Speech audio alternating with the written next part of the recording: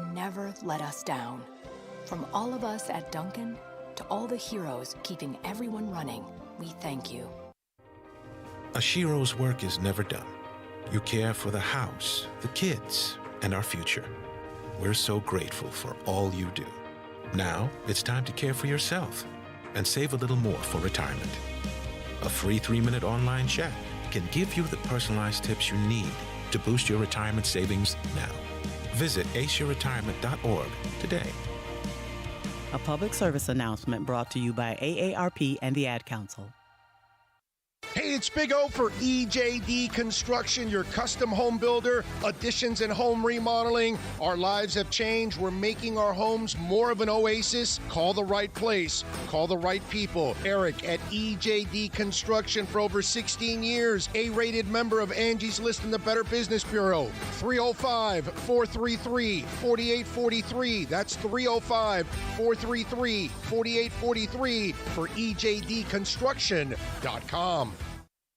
OnSideRadio.com knows gamers need a home. Can you dig it? That's why for the next 60 seconds, Can you count, suckers? here's your Onside Radio E-Report with Michael Christian. 100 Thieves, the incredibly popular esports organization, now welcomes some new management. Valkyrae and Courage JD, two streamers that are part of the 100 Thieves organization already, are now being elevated to be part of the ownership group. They joined the likes of Drake, Nadeshot, Scooter Braun, and Cleveland Cavaliers owner Dan Gilbert. Valkyrae joined 100 Thieves back in 2018. Courage joined back in 2019. Both of them did used to stream on Twitch, but eventually moved on to be exclusive YouTube streamers. In the new roles as part of ownership, they're going to help identify some new talent and build new programs and other initiatives. Don't worry though, if you love watching their content, they're still going to be putting that out there for you. Stay in touch in the world of gaming with the Onside Radio E-Report. Wake up and good morning. 4th and 20 with Toast and Marsh. It's Friday. Why? You had all week to talk about work. Now it's the weekend, and that means it's Party time! The party is just getting started. Launch control, this is Houston. We are go for launch. Roger that. Okay, let's move out. Come on, let's go. It's showtime. Here's Toast and Marsh.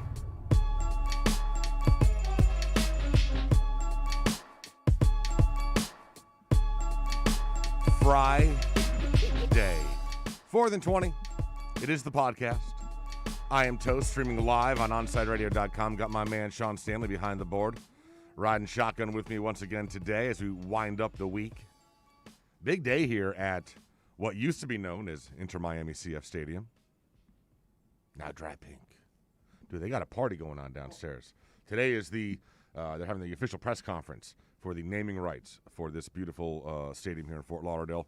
Drive Pink, partnering up with Auto Nation, the pink license plates that have been around for a better part of a decade. And it works because we're a pink team. We got perfect partnership. We got pink keyboards here in the studio. Everything, we got a pink shade. Everything is pink. So it works. It was a natural partnership, and they are having a party down there today for the announcement.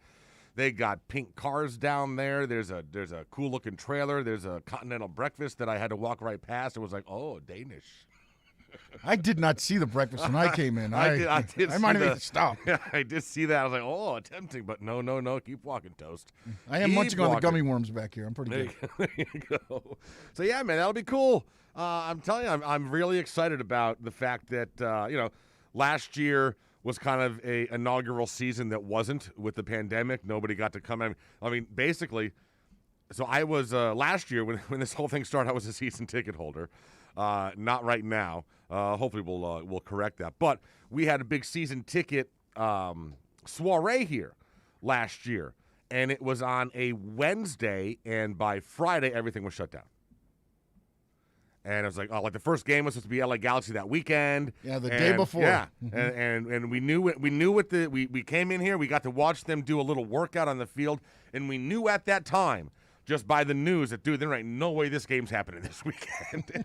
And the next day, sure enough, boom, shut it down. And so this is cool, man. The stadium's going to get used. Montreal is also going to be playing here this season, so we're going to be doubling up on the amount of games. And listen, hopefully by the end of the season, this place is rocking with, what is it, I think around almost 30 or 25,000, something like that? Yeah, between 25 and 30,000. Yeah. So hopefully by the time we get into summer, we're approaching the playoffs, this place is rocking. Well, even when we had just the minimal crowd in with the supporters groups in that one corner, this place was rocking. Well, here's the thing. This is the great thing about this stadium. And those of you that have been down here for a long time in South Florida will know that this stadium is similar to the Orange Bowl. And by what I mean by that, it is a steel skeleton stadium. It's not a big cement thing. Everything here is steel and aluminum. So what happens is, like at the Orange Bowl, you can start stomping your feet on metal. And, bro, it makes noise. Yes. Like, and with the canopied roof like this stadium is going to be loud as you know what. And I cannot wait. I cannot wait for the chanting. It'll be great once this place is packed. So good thing for the Mosses and David Beckham, and big day for them getting this thing all. It looks beautiful. They put the scrims up yesterday. It looks absolutely gorgeous. An absolute jewel on Commercial Boulevard. So that'll be a good day today here at Inter Miami, or now Drive Pink Stadium, I should say. All right, so we had some issues yesterday, Sean. Yeah. What some happened? issues. Well, just the local teams. Oh, well, I mean, it's just. Thankfully, the Heat came through and gave us a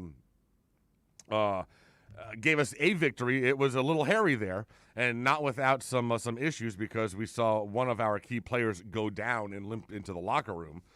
But I guess we'll start with the early game, and we'll be talking with Mr. Aguirre coming up at 9 o'clock, correct? Yes, from deep in the count, 1 to 3 Saturdays. So the Marlins were poised. Listen, first of all, and I think I said it best. I mean, they scored a run, and they tweeted out, "Hey, we scored a run! Tell everybody." Yeah, buddy, come on now. That's big news down here in South Florida. I went ahead and retweeted it and said, "Don't get cocky." Yeah. Laugh out loud. They then got a second run, so they're up 2-1, and they're going into the bottom of the ninth inning. Now buddy. here's a lot of stuff to unpack here in the bottom of the ninth Bass inning. time. So first of all, the fact that in a 2-2 game, in a high leverage situation like that in the bottom of the ninth, that we're turning to Anthony Bass is somewhat concerning. He's our closer. Yeah. Closer. He's our Heath Bell 2.0. Listen, dude, listen, bro. If you're paying, in this day of baseball, if you get a pitcher for $2.5 million a year, they're average or below average. That's just the reality. I'm sorry. They just are. Like, that's not. We're getting value. Okay. Yeah. Well, that was great value you got yesterday, huh? Listen, wasn't all his fault. We had the Pop kid the day before. Well, listen, bro. I don't know who. I don't know whose fault it would be. Major League Baseball hates us. No. Listen. Major League Baseball didn't load the bases in the bottom of the ninth inning. Okay. Major League Baseball could have helped getting us to the second out of the inning. We'll get into Major League Baseball, but this wasn't. Listen, you can be pissed at the umpire and Ron Culpa, just an idiot. I mean, what just a garbage call, bad mistake. You cost the team the game. But the reality is the Marlins put themselves in this situation. You load the bases in the bottom of the ninth inning, and then you pitch inside on a guy, and I know it was a strike, but you still went inside on him. And, listen, you nicked the elbow. And it was a BS call, but you shouldn't have been in that situation in the first place, is all I'm going to say. You shouldn't have been in that situation in the first place. This bullpen has to be better. This bullpen has to be better. Wasn't this supposed to be one of our better things, I Listen, we were told that this team's success would be built on the pitching staff, that we'd be getting great pitching so we wouldn't need so much offense. That was, the perfect scenario. How's that working out? Well, we're not getting the offense. Not getting the offense. Now we're getting starting pitching, but we're not getting bullpen pitching. Yeah, the bullpen's been terrible. I mean, starting's been fine. Starters have been fine. Bullpen's been an absolute joke. So, but I don't know what your solution is. I mean, you didn't invest any money in the bullpen. That's my whole thing. You didn't go out and try to find talented guys that are costing $6, $7, $8, $9, $10 million a year for the bullpen. You went to the bargain bin and you looked at what your value deals were, and you get this guy for $5 million for 2 years. Yeah, we got to buy one get one free, right? I mean, how many high leverage situations Anthony Bass been in when he was with Toronto the last few years? I'm a Red Sox fan. I don't remember him in a lot of high leverage situations. Yeah, well, Toronto wouldn't have had too many high leverage situations, would they? But then you go to Ron Culpa. And God, oh, man. So, Major League Baseball doesn't want the Marlins to succeed. That's all it is. The only thing missing from that call yesterday, was having it be Angel Hernandez behind the plate. Oh, could you imagine? imagine? The only thing that would have made it better. If Colpe ripped off his face and it was really Angel Hernandez underneath the mask. Because that's who you expect. I mean, the umpires get together. So for those of you that do we have the highlight of that play, Sean? Why don't we go ahead and run that back? Now the 1-2 pitch, breaking ball in there, strike 3 call. It hit him. And they're saying it nicked him on the arm. The game is over. It was called a strike initially, but then it was ruled that the ball hit Conforto. Michael gets to first base. The Mets are pounding on him, and in a very unusual scene, Don Mattingly is saying, hold the phone. We want to check this out. Meanwhile, the Mets are celebrating a 3-2 win with Conforto being hit by a pitch. Terrible. So, the way the replay rules are set up, that was not something that was reviewable. You could review whether the ball hit him, but not whether it was a strike. So here's the deal. There's a rule, I think it's like 5.102, something like that, or 6.02, I don't know. Now, this is an actual written rule in baseball. It's not an unwritten rule. Not an unwritten rule. It is a written rule. If a ball hits a batter and the ball is a strike, then the hit batter doesn't matter. It's a strike. So if the ball is in the strike zone and it somehow hits the batter because they leaned in or whatever, doesn't make a difference. It's a strike. And that is a written rule. And Ron Culpa afterwards admitted that he botched that rule. And the fact that Major League Baseball has umpires that don't know the rules is insane to me. But it's not surprising because Major League Baseball umpires routinely are pathetic. They're pathetic. I mean, we talk about it all the time. You can't. This is why you need robot umpires at home plate.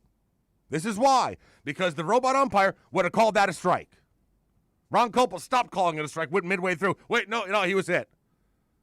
The computer doesn't care. Yep. Computer would have called it a strike. Rule says then he's out. It's not difficult. It's not. But Major League Baseball doesn't care. Major League Baseball has had the worst officials in all the major sports for my entire life. I mean, we can go down the laundry list. Look at Armando Galarraga and the perfect game that wasn't. Oh. Because the first base umpire was a moron. And knew he made a mistake immediately, but baseball won't allow umpires to change their minds. Yeah, that's... Once you make the call, that's it. You can't appeal it. You can't go back. It's insane. We have replay for everything, and you're telling me, baseball, that you can't... You know that was wrong. The ump knows that he made a mistake and it was wrong. Everyone knows it within 5 minutes of it happening, and you can't correct that? Yeah. Are you kidding? What's the point of having to replay that? Why can't they put in place that if it, again, I know you can't argue every ball and strike. Right. I get all that. But for calls that affect games, like you said, that perfect game that one time, this game, it's a victory. If this is game 162 and now the Marlins are out of the playoffs because of this call, so there's issues here. Well, the issue with that is that they're going to say a ball strike call is quote-unquote subjective.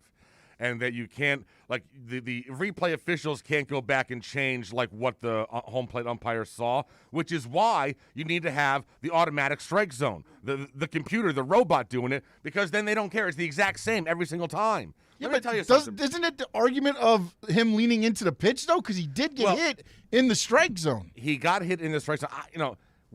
He was crowding the plate. Maybe there was a slight little, it wasn't much of a lean, but he was definitely crowding the plate. His elbow was in the strike zone.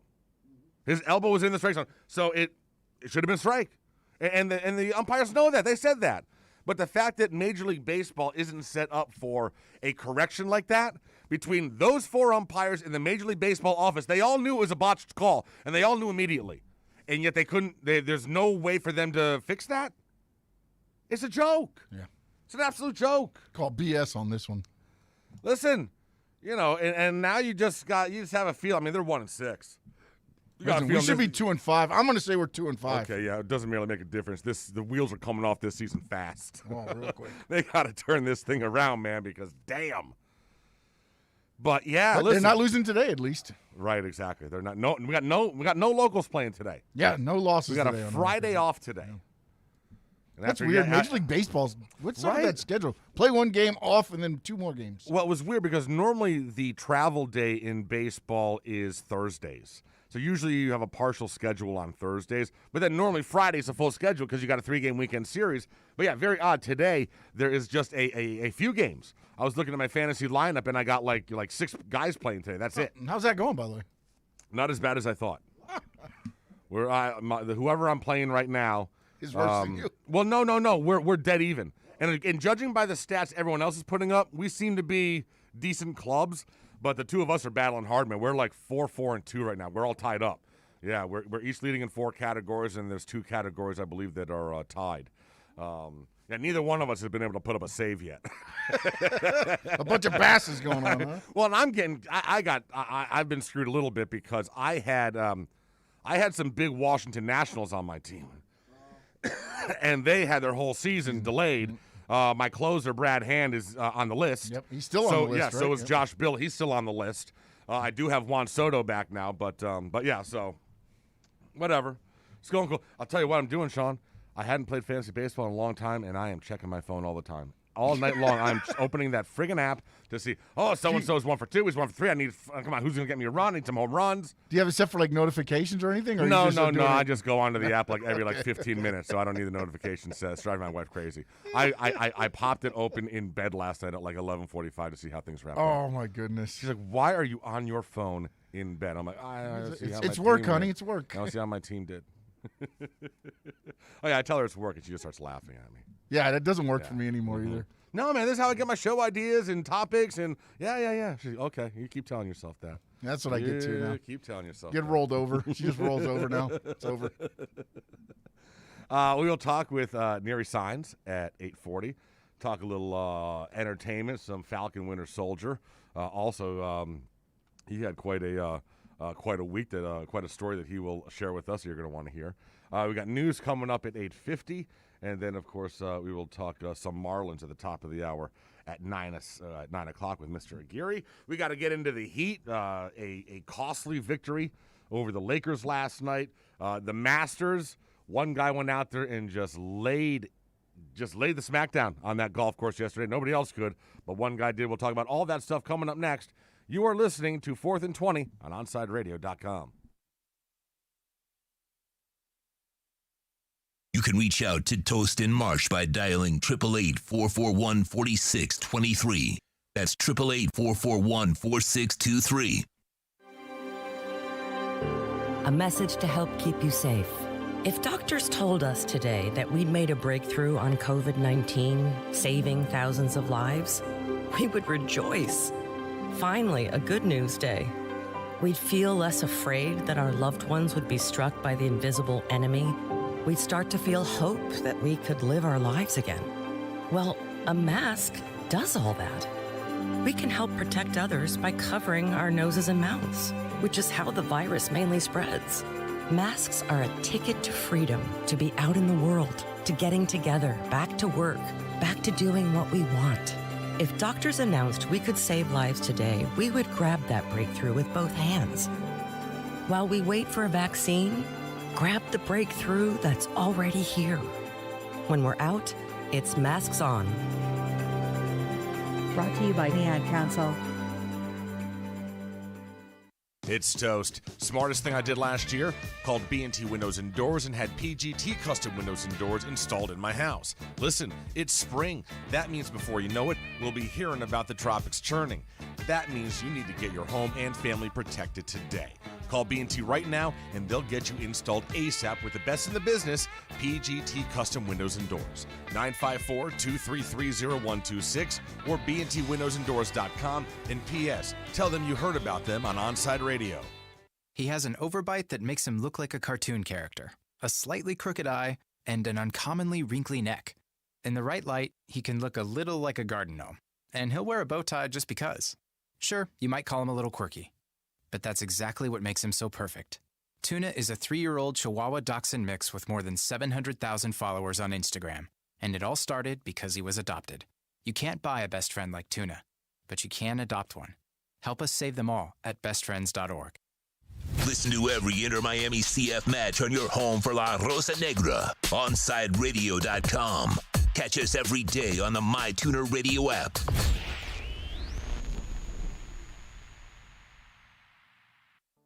Big news, Miami fans! Body Armor is proud to be the new official sports drink of Major League Soccer and Inter-Miami CF. It doesn't matter if you're a player or a fan, Body Armor sports drink will hydrate you with potassium-packed electrolytes, antioxidants, and no artificial sweeteners, flavors, or dyes. Whether you're at home or in the starting lineup, Body Armor sports drink will hydrate you from kickoff to the final whistle. Body Armor, now the official sports drink of Inter-Miami CF, available at your local Publix.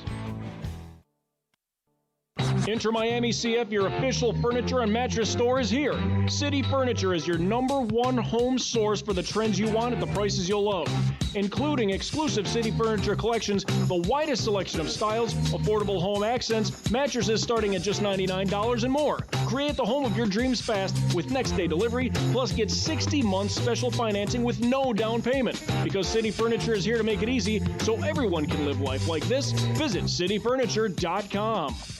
Welcome back to 4th and 20 with Toast and Marsh. To reach out to the boys, send a text to 844-416-8123. That's 844-416-8123. Here's Toast and Marsh.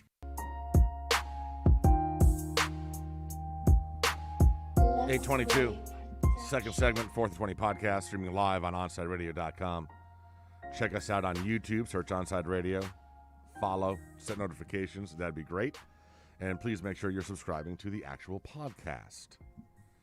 Heat last night picked up a victory, 110-104 against the Lakers. What would that be, like their C team, I guess? No LeBron, no Anthony Davis. People suspended. Yeah, no Kuzma.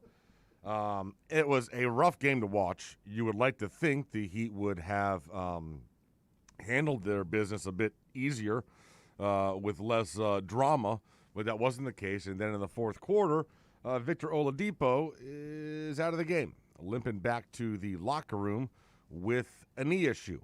I guess they did an initial scan. It came back negative, but he'll get looked at again today. And, well, needless to say, Sean, that a lot is riding on the diagnosis here.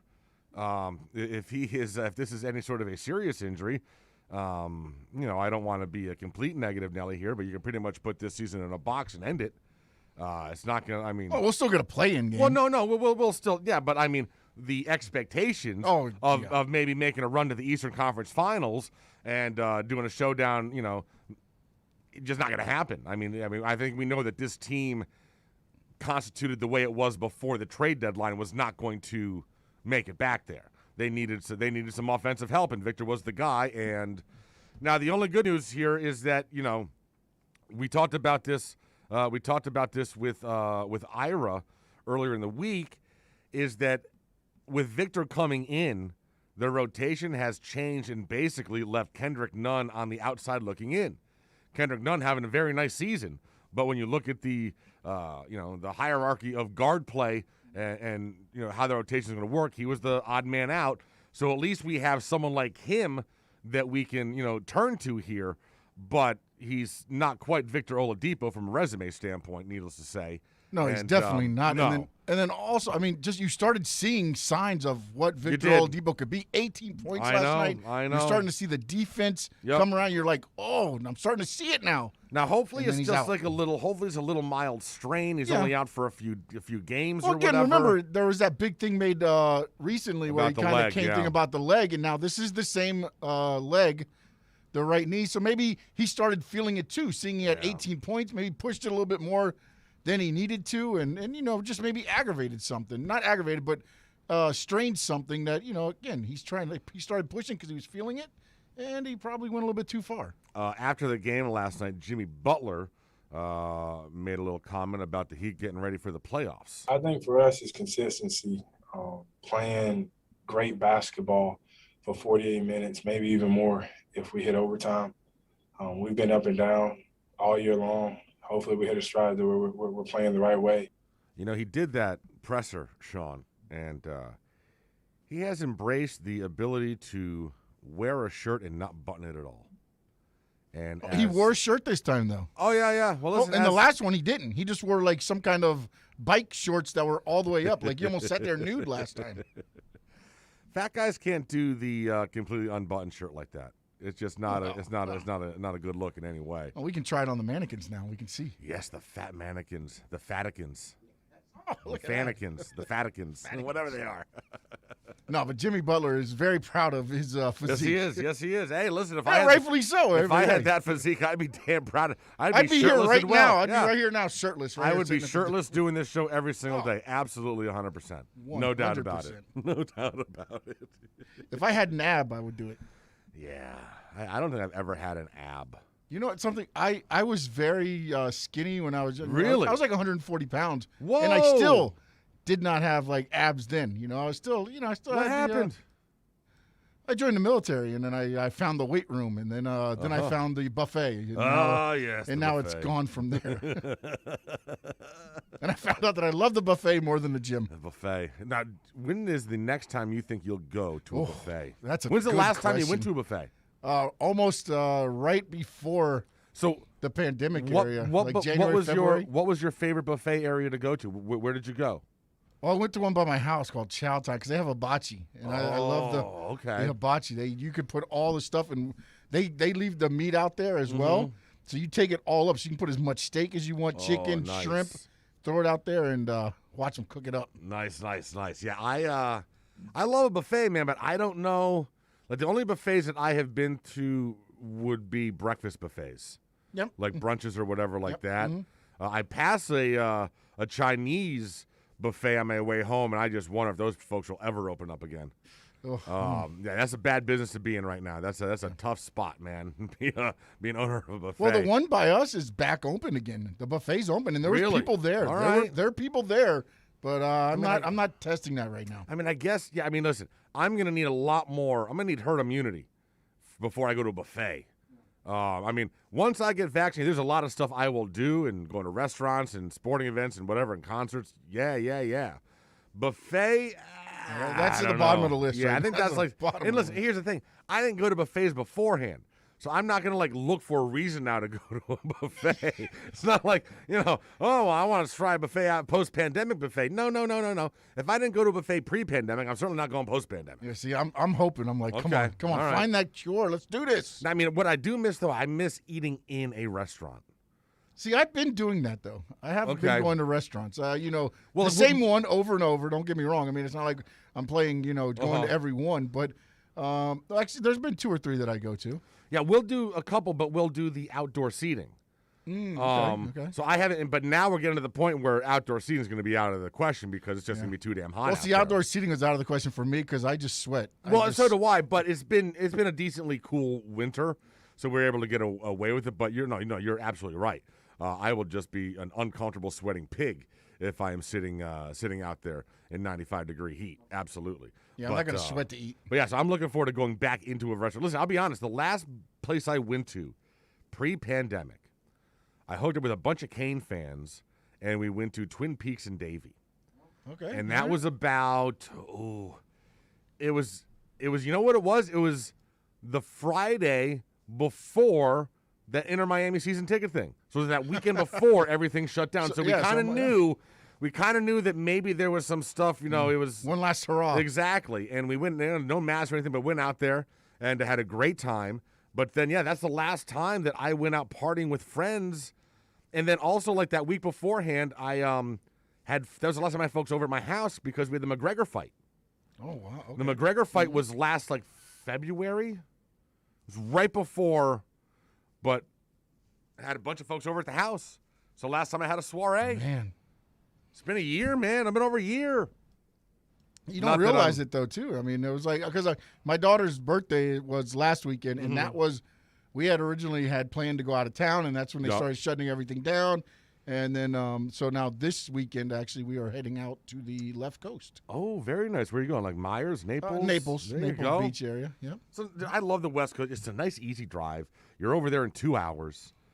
Plenty of, whether it's Sanibel or Naples or Fort Myers, plenty of places to find an affordable, cool place to, shack up for the that's weekend. why we went there. We found affordable. It was absolutely. We were just going to stay here, kind of go down to Fort Lauderdale, but you're looking at, like $500 for the weekend. No, listen, bro, and I love the left coast because it's quieter, a little bit slower. It's kind of an escape from the chaos that's over here. You know what I'm saying? Mm-hmm. So good. Well, I'm glad you're going to get away this weekend. Good stuff. Yes. All right, we got to get Neri Signs on. He'll be coming up next. And before that, we got Sean with a sports update. You're listening to OnSideRadio.com.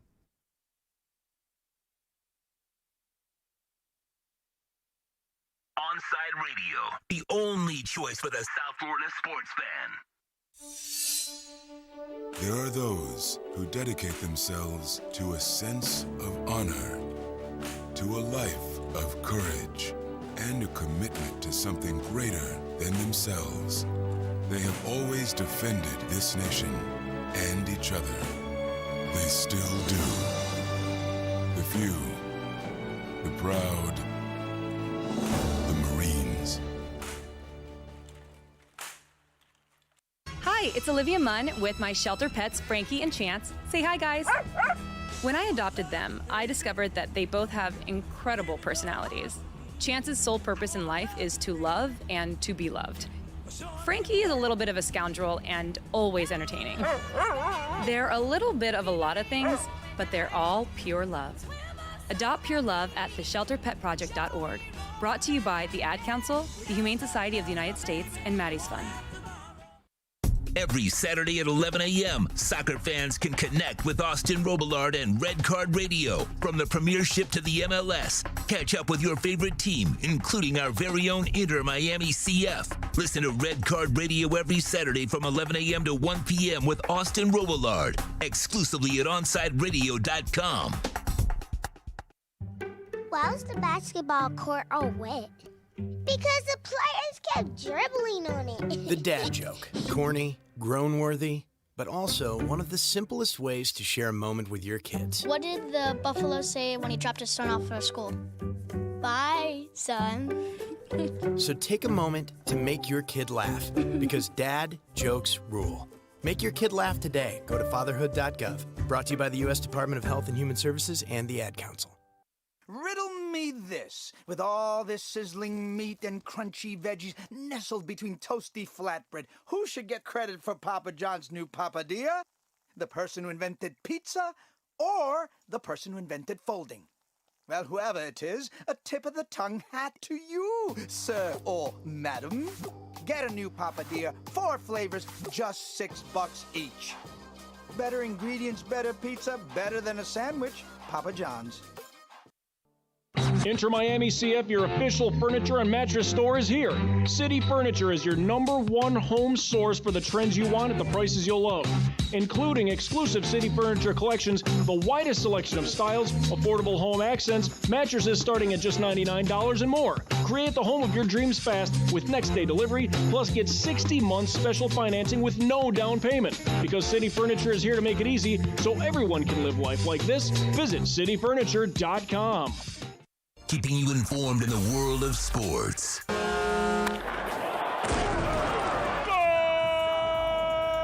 With an OnSideRadio.com sports update.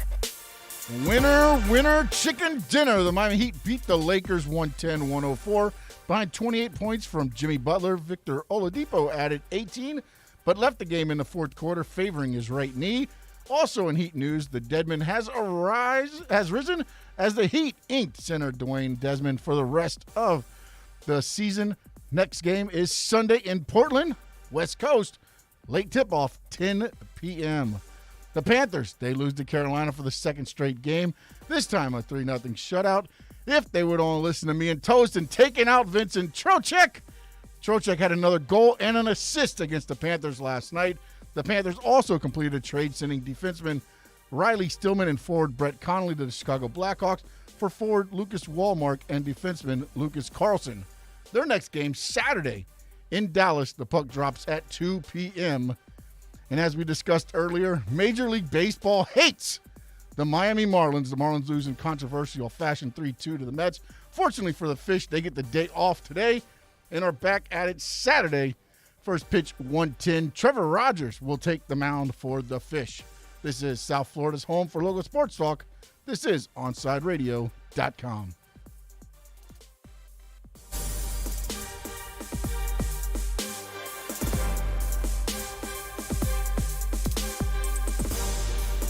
Welcome back to 4th and 20 with Toast and Marsh. To reach out to the boys, send a text to 844-416-8123. That's 844-416-8123. Here's Toast and Marsh.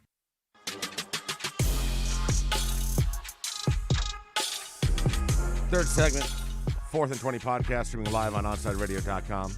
I am Toast, no Marsh today. Joined, shotgun, by my man Sean Stanley behind the board. And it is a Friday morning, which means we got to talk a little entertainment and just kind of shoot the crap with a buddy of mine, comedian Neary Signs. Good morning, bro. How you doing? Good morning, brother. What's going on, man? Not much. So before we get into entertainment stuff, you've had an eventful week. Yeah, you could say that. Can we talk about it on the radio or no? Yeah, that's fine, man. So what happened? I'm not contagious on the radio. I went to get tested for COVID on Tuesday as a precaution because my wife was due to deliver our third baby on Wednesday. Okay. So to be the guy that, hey, I don't want to go into a hospital if it's going to be, you know what I mean? I don't want to be in a delivery room. So I went to get tested as a precaution, and the test came back positive. Oh, dude. So hold on. Yeah. So now you're in quarantine now for how many days? I've been in quarantine since Tuesday. So is the baby here yet? Yeah, the baby was born on time. And you weren't there. No, I was not there. God. Oh my God! This is like, I feel like I'm one of those 1960s dads, right? Where it's like, let the women do what they do. Oh wow, oh my goodness! You see, you haven't even been able to hold your baby yet. You're the kid. And I won't be able to either. The baby comes home today, but I'm quarantined off in one of the rooms, so I won't be able to hold the baby for another week. So what do we got? A boy or a girl? It's a girl. Okay, and mom and the girl are healthy, right? Oh, they're fantastic. Good. Okay. So you're just going to have to, you're going to be like one of those old grandparents, looking through a window, touching hands through a window with your newborn baby. That's great. Yeah. It's even worse than a window because it's like FaceTime. Oh my God. There's not even like a window in this room, so it's not even like. Oh my God. So I'm just going to be literally looking through a FaceTime phone. So how many more days of quarantine do you have? Until next Thursday. So next Thursday? Week. Oh, wow. Yeah. Damn, bro. So I'm getting my second shot. Well, now you had your first shot, right? I had my first shot, which is the reason they're saying my symptoms are so mild, because I get them for a couple hours at a time, and they're mild. And they're different symptoms, but each one of them I don't get very much. It doesn't last very long, a couple hours here and there. And the reason of that is because of that first shot. Gotcha. So, yeah. So it wasn't for that first shot, you'd be fat. Gotcha. Listen, man, we were joking about it yesterday, but there are. I was raised as a child, and they beat it into our heads that being fat was unhealthy and that there was no health benefit for it. Richard Simmons, Mr. Goodbody, they'd come to schools and stuff and tell you all this crap about eating healthy and everything. Well, guess what? I'm getting my second shot on Wednesday, and the reason why I am because I'm fat. It gave me a health benefit. It legitimately gives me a health benefit.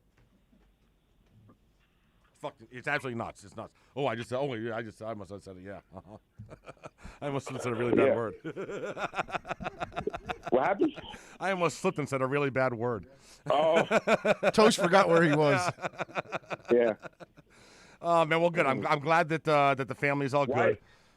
Yeah, man. Why isn't Marsh there? Marsh had some stuff he had to take care of, so he had to leave town, and who knows when Marsh is coming back. Yeah. All right, well, I mean, I'm here. I have COVID, and I'm still here, but I know. No, I got you. No, and listen, that has not gone unnoticed.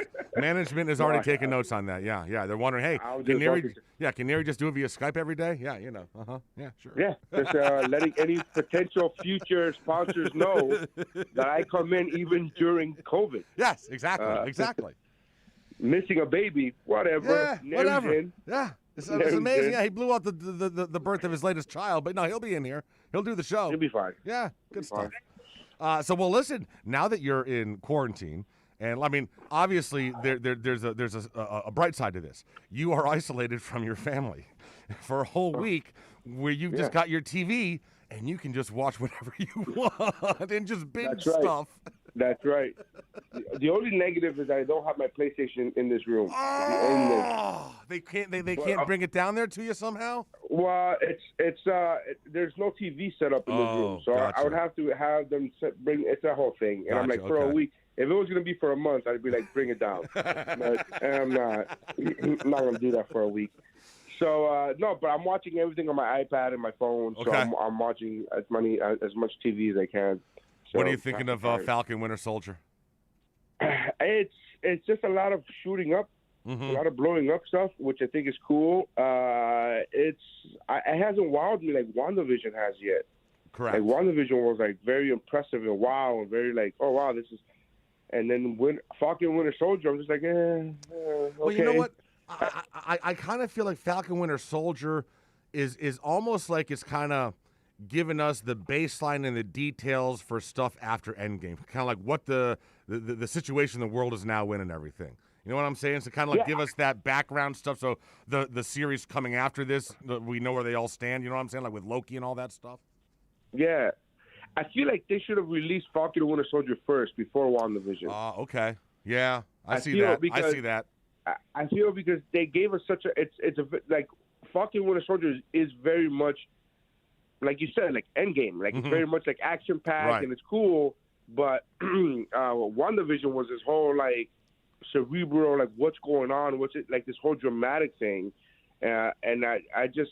And can we just talk about how, first of all, superheroes are just killing people now? We're just flat out killing people. Like Absolutely. No, absolutely. Just flat out. Yeah, it used to be that they would knock them out, put them unconscious, and so they'd still be alive, for the authorities they'd be, you knock them all out, and then the authorities would find them all alive tied up with a rope around all of them. Yes. Yes, which takes so much time. I mean, if you think about it, I'm like, I gotta sit here and like run and like just tie them up. But like, all these. First of all, like there's shows such as Agents of S.H.I.E.L.D. that went as far as explaining that the bullets in their guns are like these knockout darts things. Like they went as far as like every episode, like make sure you like it was the 2020s version of like make sure you set it to stun. Right. And yeah, then the phasers. And then all of a sudden now they're like, just drop dudes from the helicopters. Just it's fine. It's totally fine. Just shoot them in the face. I'm like, what? How do we turn into John Wick? And it's insane that this is all happening once everything's put under the Disney umbrella. Yeah. It's like you're turning on Disney Plus, and now all of a sudden there's an entire channel on Disney Plus that just has death and explosions. Yeah. What makes me laugh the most is the fanboys, and I make fun of the fanboys because I'm a huge fan of Marvel myself. But when I mean fanboys, I mean like those people who take it serious. It's like if you like Marvel, you can't like DC. Like those right. Those idiots. And what makes me laugh is that when Batman vs. Superman came out, there was such an uproar because Batman was shooting people with machine guns, right? And I'm like, but the people he's shooting are like people who are shooting rocket launchers on him. Like that's those are bad guys, right? You can just kill those are terrorists. Kill the terrorists.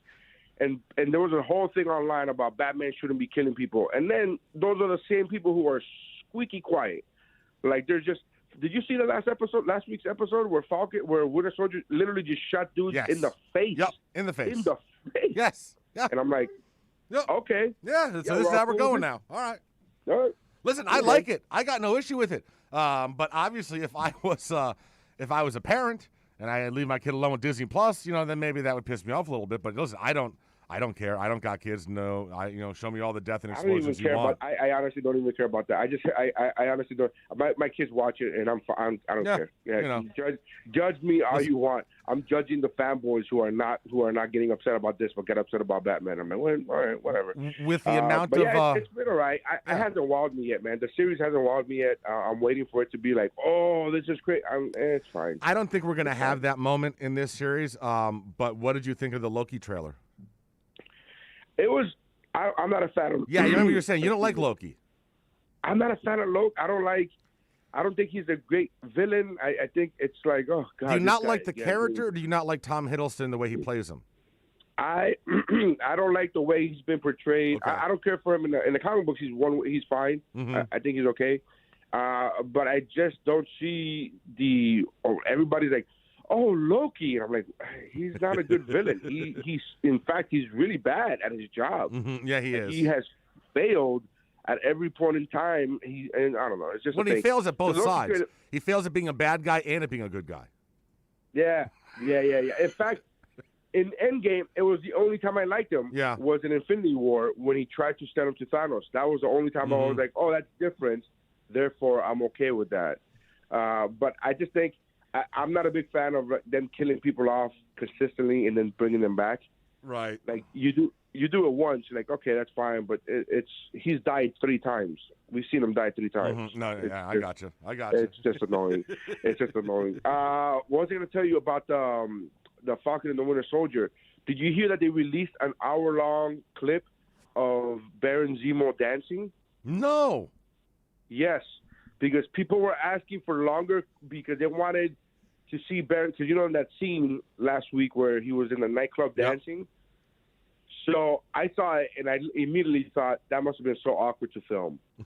That must have been because when they're filming, there's no actual music going on in the background or anything. So and I was thinking, man, that must have been so awkward to film. And they have now. It's on Disney Plus. It's not even like a bootleg. You gotta go to YouTube. That's on Disney Plus. There's an hour-long clip of Baron Zemo dancing. Just an hour of him dancing. Yes. Yes. That's how bad this series is. I didn't want to say bad, but this is how boring this series is that they have to release an hour-long version of Baron Zemo dancing. Damn, and that's the worst part about. I mean, listen, because you had WandaVision, which was like 25 minutes or whatever, 30-minute episodes, like a little sitcom, and then this is it's more like a drama. And listen, I'm not minding it, but listen, my whole thing with this thing is that I don't like the whole. I don't like the new Captain America guy. I don't like the relation. I'm not like of all the Marvel characters. You're not Falcon and Winter Soldier. Falcon and Winter Soldier are probably 2 of my least favorite, and in my mind, 2 of the least meaningful characters in the entire MCU. So the fact that we got a whole show about just the 2 of them is like, oh, really? I mean, was it needed? Yeah, I don't. Where's my Doctor Strange show, bro? I want a Doctor Strange show. So here's the thing. 2 things about what you just said. You're not supposed to like the new Captain America. Right, in the comic books, he turns into a U.S. agent, and you're not supposed to like him. That's the whole point. That he tries to be Steve Rogers, and you reject him. You as a fan reject him. So that he's doing his job by not being likable. That's what he's doing. But 2, I'm not a fan of Winter Soldier because he killed Tony's mom, and I will never forgive him. And I don't care. I will harp on that forever. And people always say he was brainwashed. I'm like, yeah, but he still killed Tony's mom. So I'm out. I don't really care about that guy. But I'm okay with Falcon. I'm fine with Falcon. I'll watch him. Anthony Mackie is a very cool guy. I've met him before. He's very nice. I have met him as well. He's a very cool guy. I guess my only issue with Falcon is when you make Falcon. When you try to go ahead and make him Captain America, for me, Captain America has to have superpowers. He has to have, like, superhuman. Like, he can't just be Batman. He can't just be a guy that has an awesome shield. And for me, that's what Falcon doesn't have any special abilities. He has cool tricks, cool little rocket packs and wings and stuff like that. He doesn't have super strength or anything. Yeah, you're right. That's my only issue. It's just that I felt Captain America should always kind of have some sort of, I don't know, superhero-ness about him. Yeah, no, you're right. But all right, so listen, we got to go and we're up against the clock, Gary. But thank you very much, bro, as always. And I hope you feel better. And congratulations on being a dad again. Thank you, man.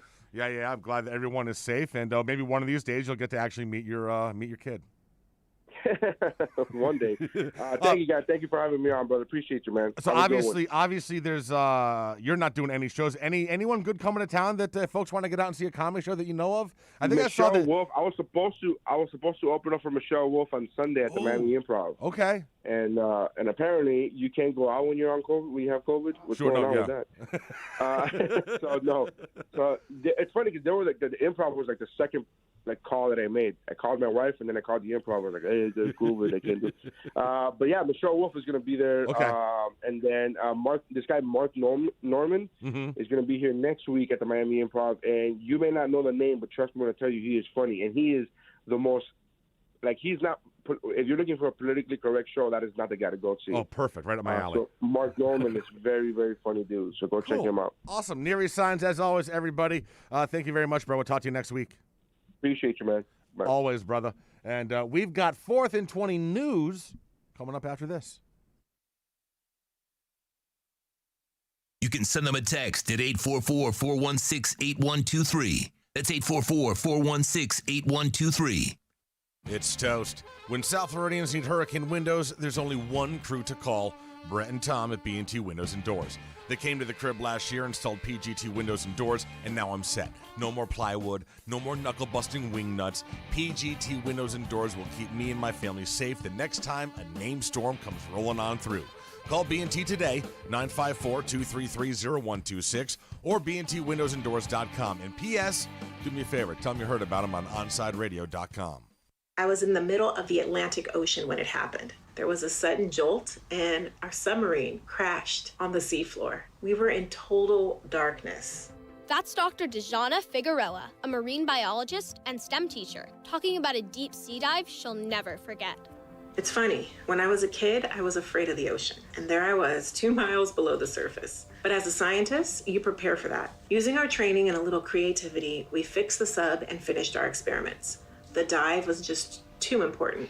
Every dive gives us glimpses at things few people ever get to see. Glowing creatures, fiery undersea volcanoes. When we got back to the surface, I kissed the ground and called my mom, of course. But you know what? I wouldn't trade that dive for anything. Dr. Figueroa uses her passion for STEM to discover new things and make the world a better place. She can STEM, so can you. Check out She Can STEM for more stories and inspiration. A message from the Ad Council. Hey, it's Big O for EJD Construction, your custom home builder, additions and home remodeling. Our lives have changed. We're making our homes more of an oasis. Call the right place. Call the right people. Eric at EJD Construction for over 16 years. A-rated member of Angie's List in the Better Business Bureau. 305-433-4843. That's 305-433-4843 for EJDconstruction.com. You can now watch Onside Radio daily by subscribing to our YouTube and Twitch channels. Search Onside Radio. Log on, subscribe, rate, and review Onside Radio on YouTube and Twitch. Watch Toast get frustrated with Marsh. OnSideRadio.com. South Florida's home for real sports talk.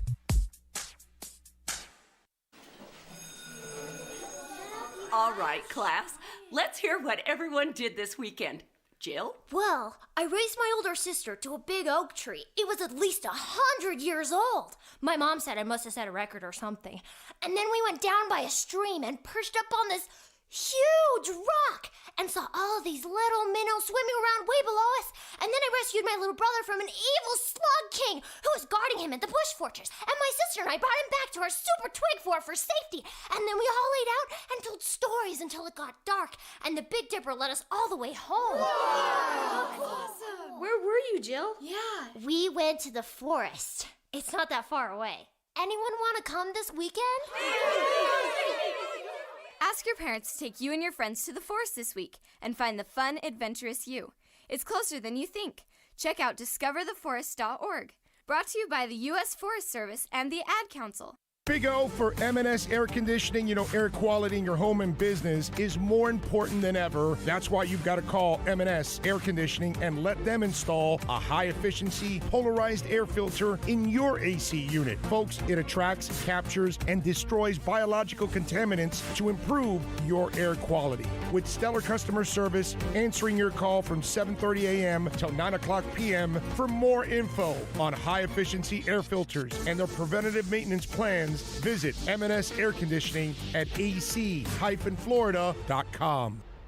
Let's get back to the 4th and 20 with Toast and Marsh. You can send them a text at 844-416-8123. That's 844-416-8123. Here's Toast and Marsh. 8:55, final segment of the first hour, 4th and 20. Time to bang out a little bit of news. 4th and 20 news. All right, Sean. At least 46% of Americans want to see Dwayne "The Rock" Johnson run for president. It's according to a new poll. More than 30,000 people were surveyed for their take on celebrities, including Johnson and Matthew McConaughey, who may also be interested in politics. 29% they want to see both McConaughey and Johnson, who are eyeing runs for Texas governor and U.S. president, respectively, run for office. Another 17%, they'd like to see only the retired WWE wrestler in the White House one day. Just 12% backed McConaughey for governor of the Lone Star State.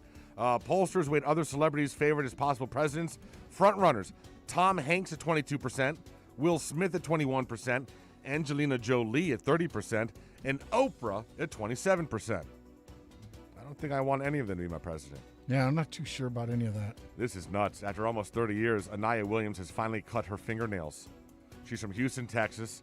Snagged the women's world record for longest fingernails in 2017. Her fingernails were 18 feet long. What? 18 feet long. But before she got them cut over the weekend, she broke her previous record because now she remeasured them. They were up to 24 feet. So according to Guinness World Record, she has now broke her own world record. 395 centimeters long. Absolutely nuts. The nails will be put on display at the Ripley's Believe It or Not Museum in Orlando. It will be set for a debut beginning today, so you can drive up there and check it all out. I'm heading that way right now. She had not cut her nails for 28 years. Back in the early 90s was the last time she got them cut. She never left the house then, right? Well, there's certain things she couldn't do. She couldn't put sheets on a bed. She had to have someone else do that for her. She went and got the nails polished back in 2017. It took 2 bottles of nail polish per fingernail and 20 hours to paint her nails. The fingernails were cut at a dermatology place in Fort Worth. The guy used an electric rotary tool. And finally, Oxford Township, Michigan, while unaware that he was being recorded by a nursery camera, a Michigan home inspector pleasured himself with an Elmo doll. Kevin Wayne Van Leuven, 59, was arraigned yesterday on a pair of misdemeanor charges. Investigators say he'd been hired by the home's owners to inspect their property prior to a sale. The owners told police that they let Van Leuven and the buyer's real estate agent into the home, then departed the residence. While away from the property, the 22-year-old female homeowner received an alert on her phone that a webcam had detected movement inside the resident's nursery. She then accessed the feed and saw the guy touching himself. Then he grabs an Elmo doll and starts doing the Elmo doll. He had the furry Sesame Street character in his hand. It was all just sitting there on the webcam. Homeowners called 911. Sheriff deputies confronted Van Leuven. He claimed he only moved the doll to inspect an electrical outlet, but when cops told him there was actually a camera in the nursery, he said, "Oh, well, yeah, I might have done something kind of wrong." You might have done something wrong. I might have had sex with the Elmo doll. Oh, God, that is just brutal. Oh, that poor Elmo. We will talk Marlins baseball and the horror that happened yesterday in the bottom of the 9th inning coming up next on OnSideRadio.com. Onside Radio, the only choice for the South Florida sports fan. Papa, why can't we telegraph while riding a horse? Son, there ain't no one to blame but Jeffro. He was riding old Betsy the Stallion, tip-tapping away at his telegraph, when blam, ran right into the side of the saloon. Well, if Jeffro can't do it, neither should you. Don't text and drive. Visit StopTextStopWrecks.org. A message brought to you by the National Highway Traffic Safety Administration, Project Yellow Light, and the Ad Council. Okay, men. This is your time. Maybe you didn't choose this, but you're here now. You're gonna go out there and be an all-star caregiver. It's up to you. So what are you gonna do? You're gonna go grocery shopping, cook, clean, be there emotionally and physically. You gotta dig deeper. Drive them to physical therapy, doctor's appointments. Don't you forget about the pharmacy. I know you won't. Because that's what caregivers do. Don't give up. Don't ever give up. This is your time to show the world, your family, and yourself that you're tougher than tough. Now go out there and be the best caregiver this world has ever seen. Caregiving is tougher than tough. Find the care guides you need at aarp.org/caregiving. A public service announcement brought to you by AARP and the Ad Council. WLESPN. We've got all your sports. We're live and local. If you wake up early enough. You're so bad, honey. Tune us in, as long as you're not under a bridge. Or under any power line. Ain't it awful? South Florida's choice for sports talk. OnSideRadio.com. Okay, forest animals, today is a new day. Kids are coming to the forest, and it's up to us to make their visit a good one. Sparrow. Yes? Have you practiced the most popular bird songs for the year? Of course. Catchy. I like it. Okay, River. Dude. How's the temperature? It's a refreshing 52 degrees, man. Perfect for a little riverside shoeless relaxation. Ah, good. Owl, you here? Course. Who's asking? I am. Look, you know the drill. Sleep during the day, scare the kids at night. Perfect. I love my job. Oak tree? What's up? Still in the same place I left you last year. That's what I like. Consistency. Well, it's not like I'm going anywhere for the next couple hundred years. I know. I love it.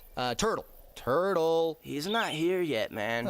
He's late every morning. You'd think he would have learned by now to leave the night before our meetings. Okay. Squirrel. Has anybody seen Mr. Squirrel? The forest has been preparing just for you. Visit a forest near you today. To learn more about cool things to do in the forest, visit discovertheforest.org. Brought to you by the U.S. Forest Service and the Ad Council. Hello, Inter Miami CF fans! Download the Drink AR app and play inside a first-of-its-kind virtual soccer stadium, hosted by Bodega Trevento and Inter Miami CF, and celebrate your passion for soccer from the comfort of your own home. Find the download links on our Instagram account at Treventus and get our wines delivered straight to your home with a discount for all Inter Miami CF fans. Discover Trevento, a shared passion. Hey, it's Big O for EJD Construction, your custom home builder, additions and home remodeling. Our lives have changed. We're making our homes more of an oasis. Call the right place. Call the right people. Eric at EJD Construction for over 16 years. A-rated member of Angie's List in the Better Business Bureau. 305-433-4843. That's 305-433-4843 for EJDconstruction.com. Welcome back to 4th and 20. Everyone gather round. I should just start at the beginning. What day of the week is it? It's Friday. It's Friday. What are your plans for the weekend? Doing absolutely nothing. Absolutely nothing. Sounds exciting. Okay, where was I? End of the week. Friday. Who's ready to party? Okay, finally. It's showtime. Here's Toast and Marsh.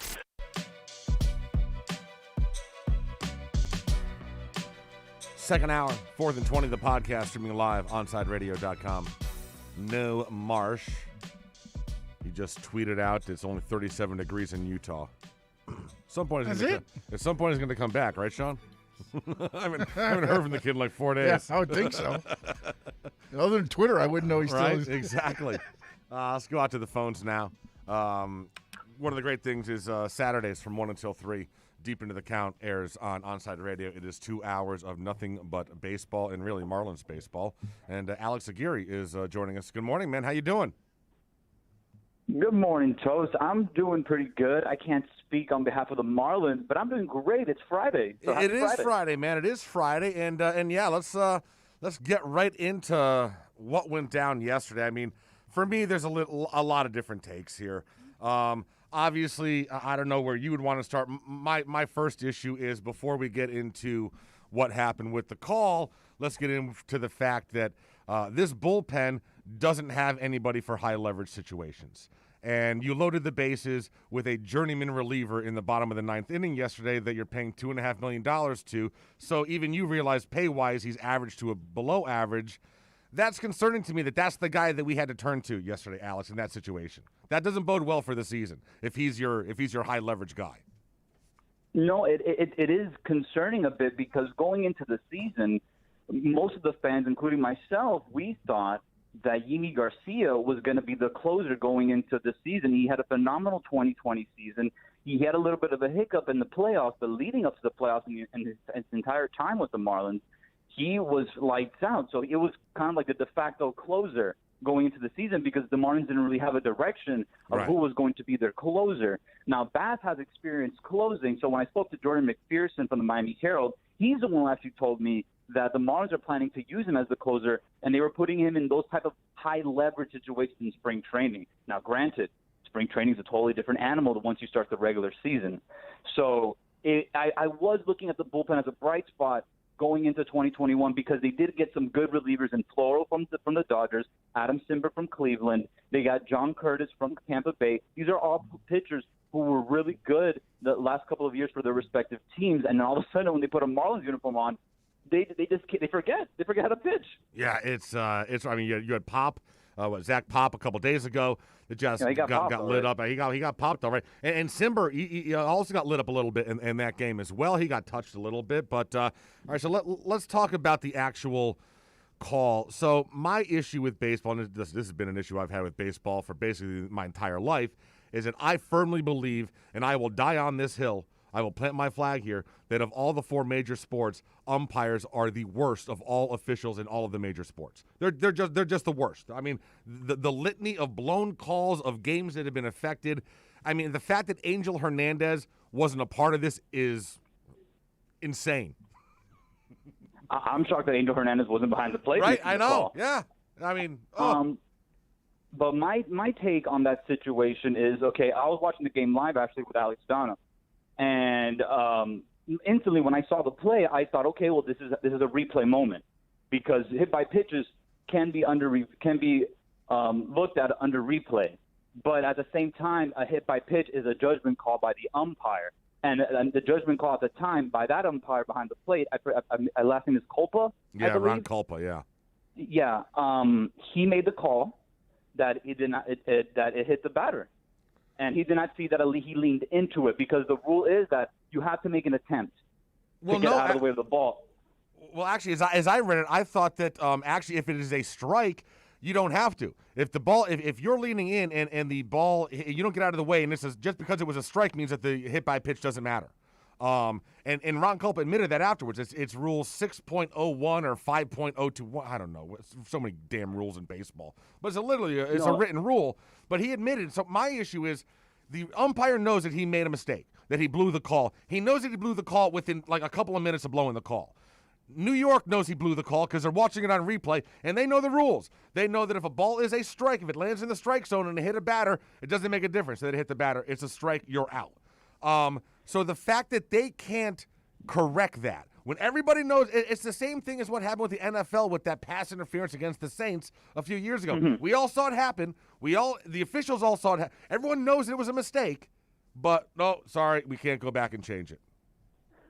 Right, and this is where the traditionalist baseball mindset conflicts the modern game in sports, which is using technology, using instant replay, things like that. That's where it starts conflicting the old heads with the new age of the game. And if we can, let's put it in perspective with basketball for a moment.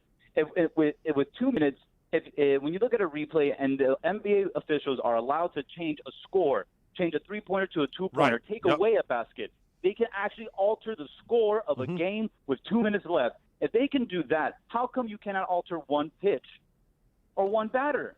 Because baseball has this, I don't know, like this arrogance, this narcissistic attitude that, with the history and with, there's going to be mistakes and there's going to be a human element to it. And I don't understand it.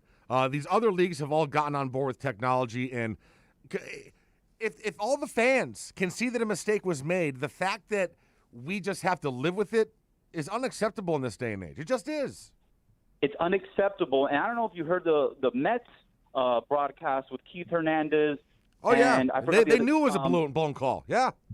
The Mets broadcast was even saying, Conforto, get back there, get back in the box. What you did was wrong. And that's those are the Mets guys. And it's shocking to me. If the umpire knew Okay, let's give him a couple minutes, not seconds. Let's give him a couple minutes after the play for everything to calm down, talk to the rest of the umpires, make a decision. Once you get in that little powwow and that huddle with the rest of the umpires, since all of you are major league umpires, you should all know the rules. Then another umpire should stand up and make the call. Yeah, absolutely. It's unacceptable. Now, back then in the olden days of the game, you can put under a game on protest. You can't do that anymore. Right. But this is a perfect example of a Major League Baseball game that can definitely go under protest, but that doesn't happen anymore. All right, so let's move past this game. So now we are 7 games into the season. The Marlins are now 1-6. If you take away the one win where they put up 12 runs, this team is basically averaging 1.4 runs a game before yesterday's. Listen, you're not gonna win 40 baseball games a year if you're only averaging 1.4 runs scored per game. So my question, Alex, is where do we find offense? I mean, we're only 7 games in. We've got a long way to go here. Where do we find the offense? What's the solution here to try to get this thing turned around? Well, the solution prior to, because the Marlins had a struggling offense in 2020, they had the worst run differential out of all the playoff teams. They had a negative 30-something run differential. So the offense was already struggling last season. This is not a surprise to Marlins fans. Now, the thing is that we did not expect Corey Dickerson, who's prior to coming to the Marlins, he was exceptional with Pittsburgh, his stint with Philadelphia, Tampa Bay. So he's a major league hitter. He's a really good hitter. He slumped last season, and it's kind of transferring over into this season. Marte's bat was decent last season. His bat hasn't woken up for this year yet. So, the veterans are the ones not really stepping up. And, I wish I can say, well, the answer is then the Marlins can go out there and maybe grab a bat or make a trade for a bat. But that's not the case. We're just going to have to, I guess for now, suck it up and see. And Duvall, for instance, is another player that hasn't been stepping up as well. Yeah. And you're going to tell me, as a Marlins fan, that's the highlight of the offseason? Oh, yeah, it is. Here's the deal, Toast, with the Marlins offense. You look at it on paper. Now there are some good hitters, like I said, Marte, Dickerson, Brian Anderson. Those are good hitters. Cooper. But when you look at it on paper, there's not a name that strikes fear in the opponent's eyes. You know what I'm saying? Because when Stanton was with the Marlins and they were sucking, even in 2017, his last year with the team, the Marlins were terrible. But you know what? He was still in that lineup. The Marlins don't have that power guy, that old school Albert Bell type of hitter that kind of rounds off this lineup. The Marlins have a lot of contact guys, a lot of guys who spray the ball around. They don't have that big man in the middle to bring in the runs, and that's what they're lacking because they're getting the runners on base. Now they're missing that hitter, those 1 or 2 hitters to bring in those runs, and the Marlins are lacking that big hit. Well, and the reality is, you're not going to find those if you want to find those hitters in free agency, then you have to wait until those hitters are 29 and 30. And the Marlins don't want to wait for that. So, with the pitching staff that you have assembled, with the pitching that you have in the minors, at some point they're going to have to deal some of these top young prospects that aren't at the majors yet to get a top young offensive prospect. I mean, they're going to have to. I mean, they're not going to want to wait to hit free agency and try to get a 30-year-old in here. They want to get They want to get a Fernando Tatis Jr., a guy like that they can build around offensively. You took the words right out of my mouth, Toast, because that's what the Marlins have been lacking. They have struck gold somewhat on the pitching side for the prospects they traded and drafted for, but the position players has been a complete disaster. Yeah. They've whiffed on pretty much all of them in terms of Lewis Brinson, Isan Diaz, Monte Harrison. Yep. When we're still waiting on J.J. Bleday. But the Marlins don't have that prospect that says, this is that it guy. Let's look at the Houston Astros, for example, like with Yordan Alvarez, that big left-hander, the DH. He was a prospect a couple years ago in their World Series run. And he was still performing at the major league level in high leverage situations, kind of like the Miguel Cabrera-esque when he got called up. They don't have that type of position player prospect that's gonna wow you right now, and that's the problem. The front office, if they're not gonna go out there and dish the money, then they got to do better in finding prospects. Jeter's been talking about, we're getting athletes. No. I don't care about Lewis Brinson being extremely fast and he can play every single outfield position. And no. I want a ball player that can at least give me 20 to 25 home runs in the season because the Marlins really don't have anybody right now that can do that. Aguilar is a platoon player at best. He's not an everyday player. And Duvall is the same exact thing. He is not an everyday player. He's a platoon player that occasionally will go against righties, but he goes against left-handers pretty much the whole time. Talking to Alex Aguirre, so let me ask you this, Alex. Are we, I know it's only 7 games in, and I don't want to be the negative ass, but is it too early for the hashtag lose for lighter? Loose for lighter? Yeah. Oh, because of the sun. You know what? This is kind of new to me and getting into the hashtag for tanking with the Marlins because, like, I've never been rooting for the Marlins to tank. It's either expected or that's exactly. They just do it on their own. Yeah. Team. Yeah. So I'm with it. Hey, you know what? I've never done a hashtag tank thing for the Marlins, so I'm going to join you with that. There you go. Why the hell not, man? I mean, then we can spin off another one of the starters for an offensive stud. Oh, heavens. This is just, The problem is, though, that they had Caleb Smith and Zach Gallen on the Arizona Diamondbacks right now. Those were former Marlins. Zach Gallen is a stud right now. Yes, he is. Been great. And the Marlins right now are lacking some pitching depth because Sixto is sidelined and so is Eliezer Hernandez. So now the big question mark is can the Marlins rely on their younger guys like Nider, Daniel Castano, Trevor Rogers? It's a lot to ask for, and the season just started. So I haven't let go of the rope yet, but I never thought this team was going to make the playoffs. My hope was they can stick around 500. But to be honest with you, Toast, the way things are going right now, I'm looking at another maybe 60 to 70 win, maybe 70 win, 60 win campaign, maybe 65. I don't like hearing that, Alex, but yeah, it seems like you might be right, though. What was that? Shoot for the stars, baby. Shoot for the stars, right? I love the enthusiasm, Sean, but right now, the hashtag that we're going for is bottom feeders. There you go. Alex Aguirre. Make sure you tune in. Check him out tomorrow afternoon from 1 until 3 as they talk Marlins baseball. Bro, thanks for giving us a few minutes. Really appreciate it. No, thank you, Toes. I really appreciate it. Love what you're doing. Hey, one of these days, let's play Warzone together. I love your content, man. I think you're awesome. Bro, I am at Toasted Kane, PlayStation Network. Go ahead and search me out. We'll be friends, and we'll play this weekend. I got you, Toes. All right, have a good one, guys. You got it, bro. Take care. Peace out. Good stuff there from Alex. And, yeah, I mean, listen, it is you hate to be negative and throw in the towel 7 games in. It's over. Bro, they're 1-6, and they can't score any runs. I feel like Rocky Foreman. Right? Throw in the towel! It's not like they're waiting for, like, a couple of big bats to get off the DL. They're on the COVID list, and they're shorthanded to start the season. Like, there's no reinforcements coming. This is what we have. There's no. And we ain't going to be buyers right? at the deadline. Exactly. We're not buying. Oh, boy, this is woof. I mean, I think all of us were kind of being hopefully optimistic that they would, like you said, be a 500-ish team, maybe catch a little bit of fire, be in the wild card hunt come mid-August, beginning of September. But this is woof. I'm seriously, dude. You're gonna see the hashtag lose for lighter. They better start lowering that food price. And doing a tank job for 160 games is brutal. 16 games is one thing. 160, oof. Yeah, baby. All right. So one of the things that we did not do this week on the show is we blew off all the tiers. We had some tiers ready to go on Tuesday. Sean had put work in. You made me do work. I know. He had tiers ready, and then we blew them off. No longer. It's Tier Friday. It's coming up next on OnSideRadio.com. You can send them a text at 844-416-8123. That's 844-416-8123. Let's raise a cup to the first among us who put themselves last. To the risk takers, the mask makers, the heroes on the front line and online. To the ones keeping shelves full and keeping us hopeful. To those who don't stop and those making all the stops. To the ones who pick up, suit up, and never let us down.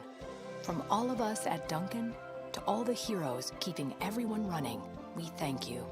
It's Toast. Smartest thing I did last year? Called B&T Windows and Doors and had PGT custom windows and doors installed in my house. Listen, it's spring. That means before you know it, we'll be hearing about the tropics churning. That means you need to get your home and family protected today. Call B&T right now, and they'll get you installed ASAP with the best in the business, PGT Custom Windows and Doors. 954-233-0126 or bntwindowsanddoors.com. And P.S. Tell them you heard about them on Onside Radio. If you missed NBA insider Ira Winderman and the Acura of Pembroke Pines Miami Heat report, you missed this. I would say the number one thing on the surprise meter was not getting LaMarcus Aldridge.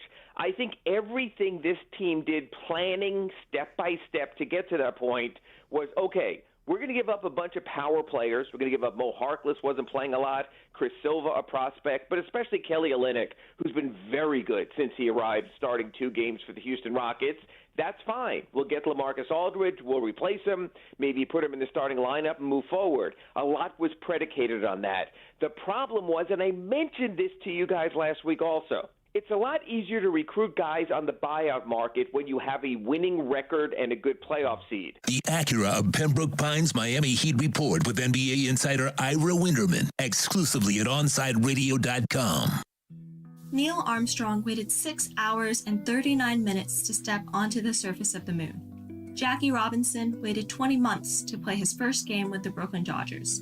And even DiCaprio had to wait 22 years to win an Oscar. You can wait until your destination. Don't text and drive. Visit StopTextStopWrecks.org. A message brought to you by the National Highway Traffic Safety Administration, Project Yellow Light, and the Ad Council. The fighting spirit of the Marine Corps is born of battles won. Battles won within, over enemies of fear, enemies of doubt. It's who we are. It's what we do. It's a promise made to you for more than 2 centuries. A promise of the Marines. For over 20 years, Mr. Glass has been committed to the safety and satisfaction of our clients. Our products are the culmination of innovative engineering, aesthetic appeal, and the highest levels of quality.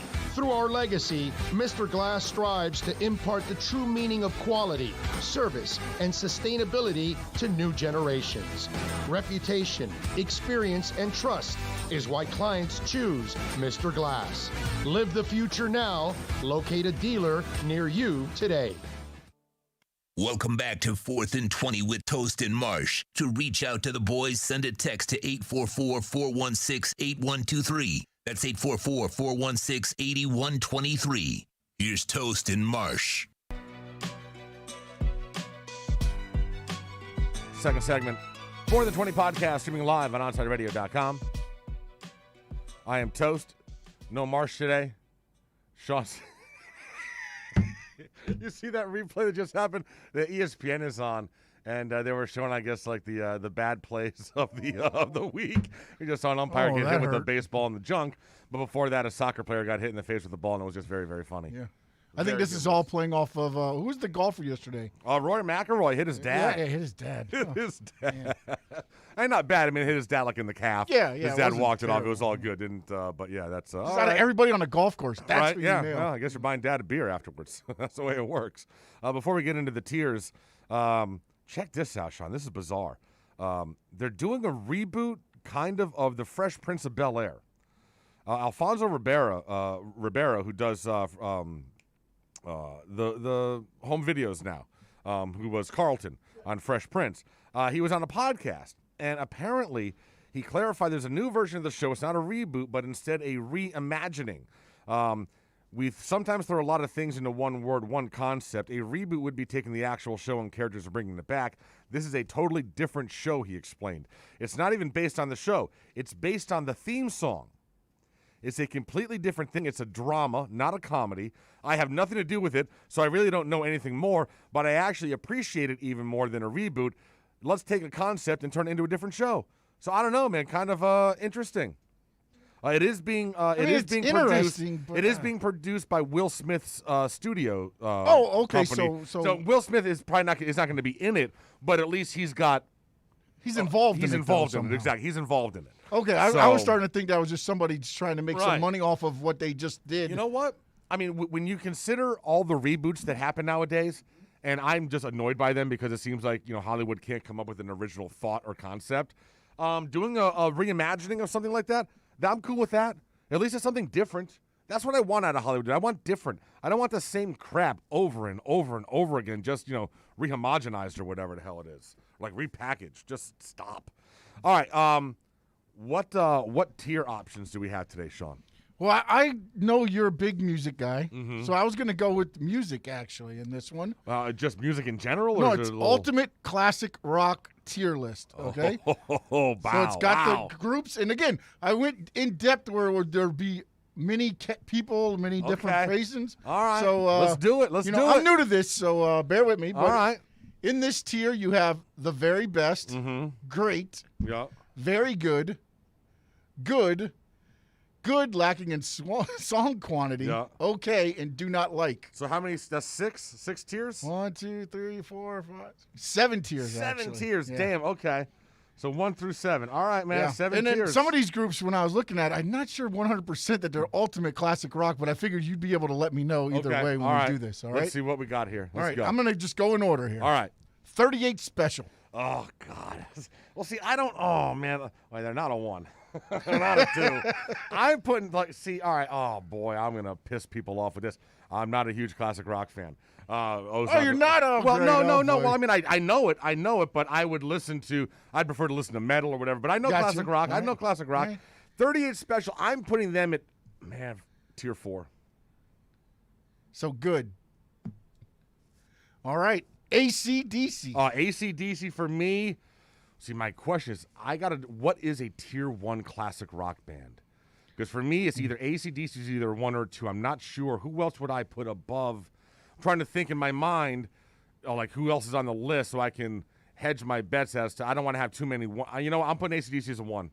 I'm putting them as a 1. The very best. They have the catalog. Mm-hmm. They have the album sales. They have the longevity. I'm putting them as a tier 1. Aerosmith. Tier 1, no doubt. There's 2 tier 1s right there, back to back. Alice Cooper. I mean, he's a character, had a couple of songs. I mean, School's Out for the Summer is a big deal. I am putting him in the, I don't know, does he get credit and get into a 3 or is he a 4 like 38 Special? I'll put Alice at a 3 because he's kind of the character, a little bit iconic. I'll put him at a 3. So very good. Yeah. The Allman Brothers. Allman Brothers for me, bro. I mean, I love the Allmans. I love just jamming. Dude, I can't tell you the amount of times I was just drinking a 6-pack of beer, smoking a joint, listening to freaking the Allman Brothers outside in Connecticut, like on a summer afternoon. Are you kidding me? It doesn't get much better than that. It just does not get much better than that. But I'm not sure they're a 1. I think I'm putting Allmans as a 2. So great. Yeah. That's your first one in the great category. Yeah. The Beach Boys. Not a Beach Boys fan. Yeah. But I respect that, and they were also before my time, which makes it a little more difficult. But I do respect the game they had and the influence they've had. I guess I'll put the Beach Boys, just so my parents don't yell at me, as a 3. All right, they're in the very good with Alice Cooper. The Beatles. God, I really don't like the Beatles. And I'm not giving them a 1. I'm not giving them a 1, and you know what? I'm not giving them a 2. I'll put them there with the Beach Boys. Oh, you're putting the Beach Boys, Alice Cooper, and the Beatles on the same pissed. level. So many people are pissed right now. God, I want to see your Twitter right now. Billy Idol. Billy Idol? I love me some Billy Idol. I like Billy Idol more than the Beatles. Oh, boy. But I'm not going to put him above that. No, Billy Idol's a 4. He's a 4. All right, he's in the 4. good with 38 Special. Yeah. Billy Joel. Oof, man. He's got quite a selection. Yeah, got quite a catalog. You know, I went to see him in aspect. concert, and I told the friend that I was going with, I don't know any Billy Joel songs. I got there, and I didn't stop singing the whole night. Yeah, I think I'm going number 2 on him. Tier 2. All right, so he joins the Allman Brothers. Bob Seger. I saw Bob Seger before the pandemic, that last tour. Oh, you saw him recently? Yeah, recently, and I'll tell you what, I had the privilege of knowing Alto Reed, the saxophone player who passed away during the pandemic. Wonderful, wonderful guy. That's just a good old-fashioned rock and roll band, bro. Just a good old-fashioned, him and the Silver Bullet Band, just a good old-fashioned. I'm putting Seger, oh, man. Son of a bitch. I don't know whether to put him at 3 or 4. I don't know, Sean. All right, is he with the Beatles or is he with Billy Idol? I'm putting him with Billy Idol. Oh, he goes going to on 4. Going on 4. Oh, he's not happy. All right. Sorry, Alto. Blue Oyster Cult. 5, 6. 6. Put him 6. 6. Put him 6. They're okay. Put him 6. Bon Jovi. Well, I'm not a girl, so I have to. That's gonna hurt them. I know. Women of my wife's generation love them some John Bon Jovi and Richie Sambora. I am gonna listen. For me, he's like corporate rock. He's kind of like the Nickelback of classic rock for me. I'm putting him at a 4. All right, so he's in good. I'm gonna jump around a little bit because we got so many to get to here. Let me jump to Chicago. See, now Chicago, man, they got the horn section. Great band. I mean, at one point with Michael McDonald, but I am not a huge fan of giant horn sections in my rock bands. I'll be honest, Bob Seger may be the only exception to that rule for me, having like a blaring horn section in a rock band. I'm putting who were we talking about again? Chicago. Yeah, I'm putting them as a 5. There with Bon Jovi. There you go. Sounds about right. All right, let's jump in here. Pink Floyd. Have I got a text from Big O yet saying, dude, what is your yeah, problem? I'm sure right? we both do right now. What did you just call it? Which one? Pink Floyd. Pink Floyd. Oh, Pink Floyd for me is a 1, bro. That's a 1. All right. I love Pink Floyd. Best. That is a 1. Hell All yes. right, let's Iron Maiden. Iron Maiden. Best part about Iron Maiden was their album covers. Yeah. Album covers, those were scary as a child. Yeah, those things were terrifying. You walk through the record store and you come across an Iron, dude, that was like, damn, bro. Like, those are some boys. I am putting them at like a 6. Okay, all right. Guns N' Roses. Guns N' Roses. So much talent, but your lead singer was an ass. Can't tell you how many times those concerts got canceled because Axl like stubbed a toe the night before. And that turf toe injury. God, right? Man, quality band though. I'm gonna put for my generation, Guns N' Roses is huge. They just are. For those of us that are in Generation X, I'd have to give. I'm giving them very good. All right, so they joined the Beatles. Yeah, there you go. All right. Have fun with the Beatles. How about Kiss? I'm not a Kiss fan, dude. Put them at 6. Okay, all right. You know what? Put them at 7. Oh, I need a bottom feeder. I need there a bottom feeder. Kiss is at 7. All right. Take your face paint and just piss off. How about Lynyrd Skynyrd? Listen, talk about a band that had a short run. That band, for that plane crash or whatever happened early on, like that band did not have. All their career is in a really small window, but man, if they had had a 20-year run, bro, there's no telling what. They could legitimately be a tier 1 if that plane crash didn't happen. But it did. It affected the history. I'm putting them as a tier 3. Okay, so they're good. They joined Bob Seger. There you go. Now here's one of my personal favorites. Oh boy. Not for the band, but just for the name. Meatloaf. Stop. 7. Just stop. I just wanted to get the Meatloaf in there. Put him down with who else was 7? Kiss. Yeah, Kiss, Meatloaf and Kiss. There you go, bro. Perfect together. I got enough for probably one more here. That's my favorite tier already. Tier 7. How about Joan Jett? Listen, and the man, Blackhearts. I like Joan Jett. Listen, you got to give Joan Jett credit because Joan Jett was a punk rock girl before it was, you had a lot of punk rock girls. Her, Blondie. There's only a few of them out there, and she is still out there, and she is still performing. I think it was her that was performing with, was it her or Pat Benatar was performing with Miley Cyrus at the Super Bowl? I forgot. I like Joan Jett, but I'm putting her at a 4. Okay. Yeah. All right. Tell you what, let's take a break. Okay. We'll do an update, and then we'll come back. We got more of these, right? Oh, we got plenty All right, yeah, more. we'll do more of the classic rock list. All right. That sounds good. This is OnSideRadio.com. You can reach out to Toast and Marsh by dialing 888-441-4623. That's 888-441-4623. Hey, it's Big O for EJD Construction, your custom home builder, additions and home remodeling. Our lives have changed. We're making our homes more of an oasis. Call the right place. Call the right people. Eric at EJD Construction for over 16 years. A-rated member of Angie's List and the Better Business Bureau. 305-433-4843. That's 305-433-4843 for EJDconstruction.com. With Make-A-Wish, the impossible becomes possible. A girl battling cancer can become a race car driver battling the course.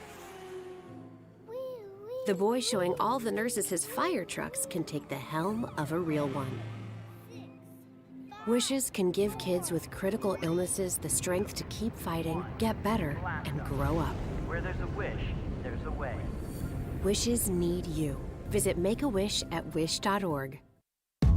OnSideRadio.com gives you a ton of options to listen to the station. You can now download free apps from Radio.net, Podbean, and Simple Radio.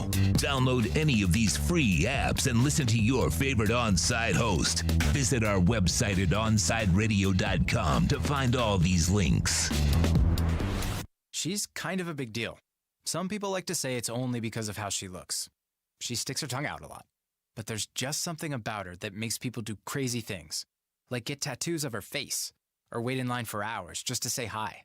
Lil Bub is a 2-year-old cat, an Instagram celebrity with a following bigger than some 90s television stars. And it all started because she was adopted.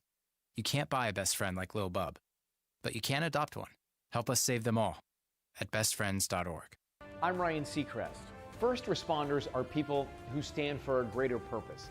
They will be there for you when nobody else is, to help you, your family, your community. This is their selfless promise.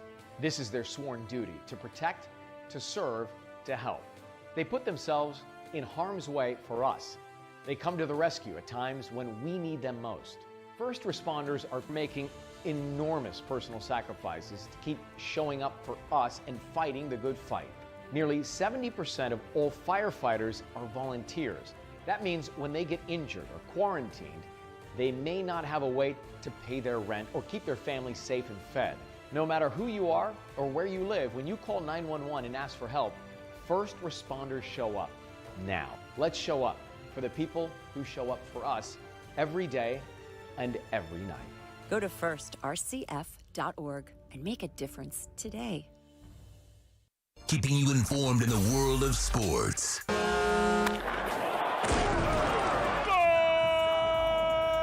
With an OnSideRadio.com sports update. Winner, winner, chicken dinner, your Miami Heat. They win over the Lakers, 28 points from Jimmy Butler. Victor Oladipo added 18, but he left the game in the fourth quarter, favoring his right knee. Also in Heat news, the Deadman has arisen as the Heat inked center Dwayne Dedman for the rest of the season. Next game is Sunday in Portland. Tip-off at a great 10 p.m. start. God, they hate people that work early. The Panthers, they lose to Carolina for the second straight game, this time a 3-0 shutout. They would listen to me and Toast and taking Vincent Trocheck out on the face-off. Probably would have been better. Trocheck added another goal and an assist last night. The Panthers did complete a trade, sending defenseman Riley Stillman and forward Brett Connolly to the Blackhawks for forward Lucas Wallmark and defenseman Lucas Carlson. Next game Saturday in Dallas. That puck drops at 2 p.m. And, of course, by now you know Major League Baseball, it hates the Miami Marlins. The Marlins lose in controversial fashion 3-2 to the Mets. Fortunately for the Fish, they're off today. They can't lose. They're back at it, though, Saturday at 1:10. Trevor Rogers, he'll get the start. This is South Florida's home for local sports talk. This is OnSideRadio.com. Coming up, more classic rock, and we see you on YouTube. We'll get to you right after this.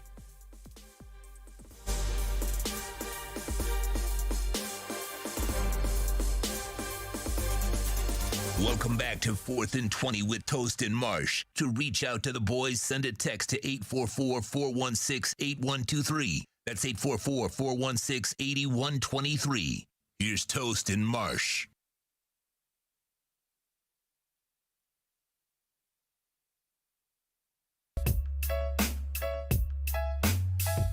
Segment 3, 4th and 20, the podcast, streaming live on OnSideRadio.com.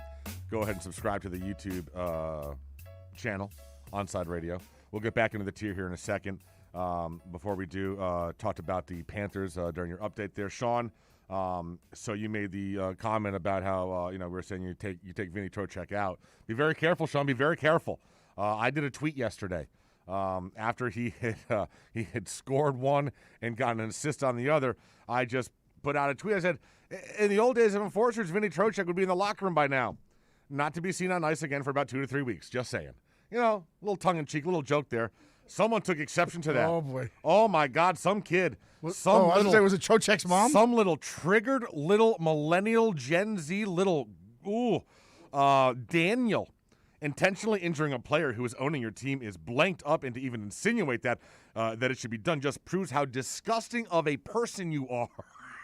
Listen here, Daniel. Oh, my God, Daniel. Now, just, it's worth noting that Daniel, earlier in the day, retweeted a tweet that said, beat up your local Mets fan. They don't deserve to be happy.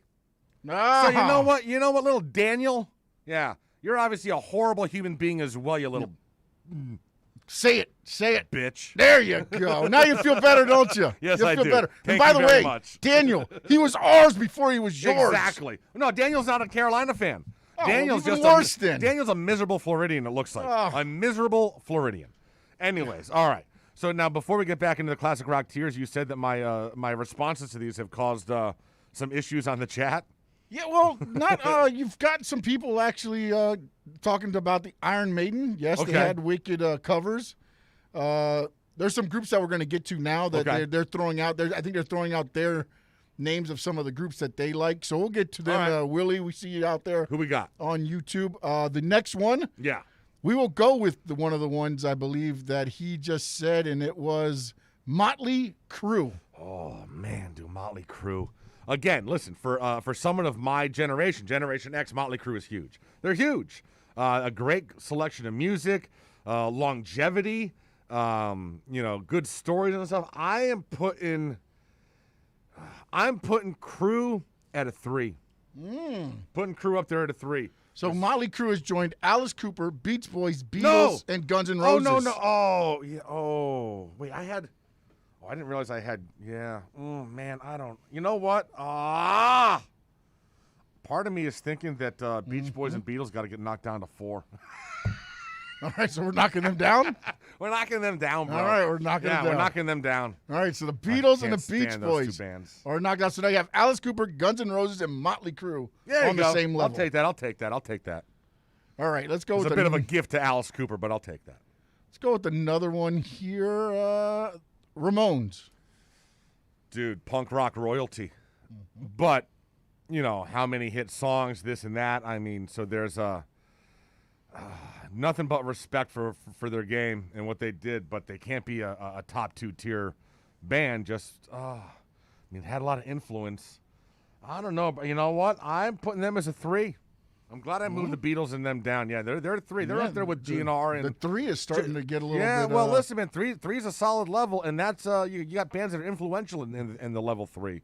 Ramones were influential. They impacted a lot of other bands that came after them. All right, let's go on to another one. Journey. God, friggin' corporate rock. You mentioned Journey, and instantly I'm in the back seat of my mother's station wagon. Oh. She's driving me to a practice or something, and I'm just, oh, God, I can't. I understand that, yes, I know many of you love Journey. I can't stand Journey. So I'm putting them at a 6. All right, so they're with Iron Maiden. Yes, there you go. And Blue Oyster Cult. Perfect. But they're a level above Kiss and Meatloaf. Yes, they are. They are a level above Kiss and Meatloaf. All right, how about John Cougar Mellencamp? Oh, like a poor man's Bon Jovi, right? I mean, Pink Houses and Jack and Diane. The one iconic song. I mean, it'll live on forever. But I'm putting Cougar as a 5. Oh, Dropping no. him. Is he the first 5? No, he'll join Chicago There you and go. Bon Jovi. There you go. Perfect. Oh, Hey, well, look if he's at a you. poor man's Bon Jovi, do I need to put him at 6? Can he be on the same level of Bon Jovi? So you're putting him with Journey and Iron Maiden and Blue Oyster No, Cult? I'm putting him with Bon Jovi. All right, Yeah. all right. We gotta watch this, man. Gotta watch this. You're gonna have people. Well, see, I hurting. don't have a visual right now of this. You do. I don't have a visual of where. Well, that's these why I'm guys trying are to keep you falling. updated by I know, saying I appreciate that. I 'cause appreciate if not, that. you would never know. Jimi Hendrix, because I could get you in a lot of trouble. Bro, Jimi Hendrix. Listen, I would put him at a 1, but he didn't have a long enough career. He's part of the 27 club. But he's a level 2 for me. Jimi Hendrix is level 2. Okay, let's see here. He will be up with. So he's with the Allman Brothers and Billy Joel. Yeah. Okay. It's an odd tier. Yeah, it is. It's like all over the place. Very odd tier for me. As I told you, you know. Santana.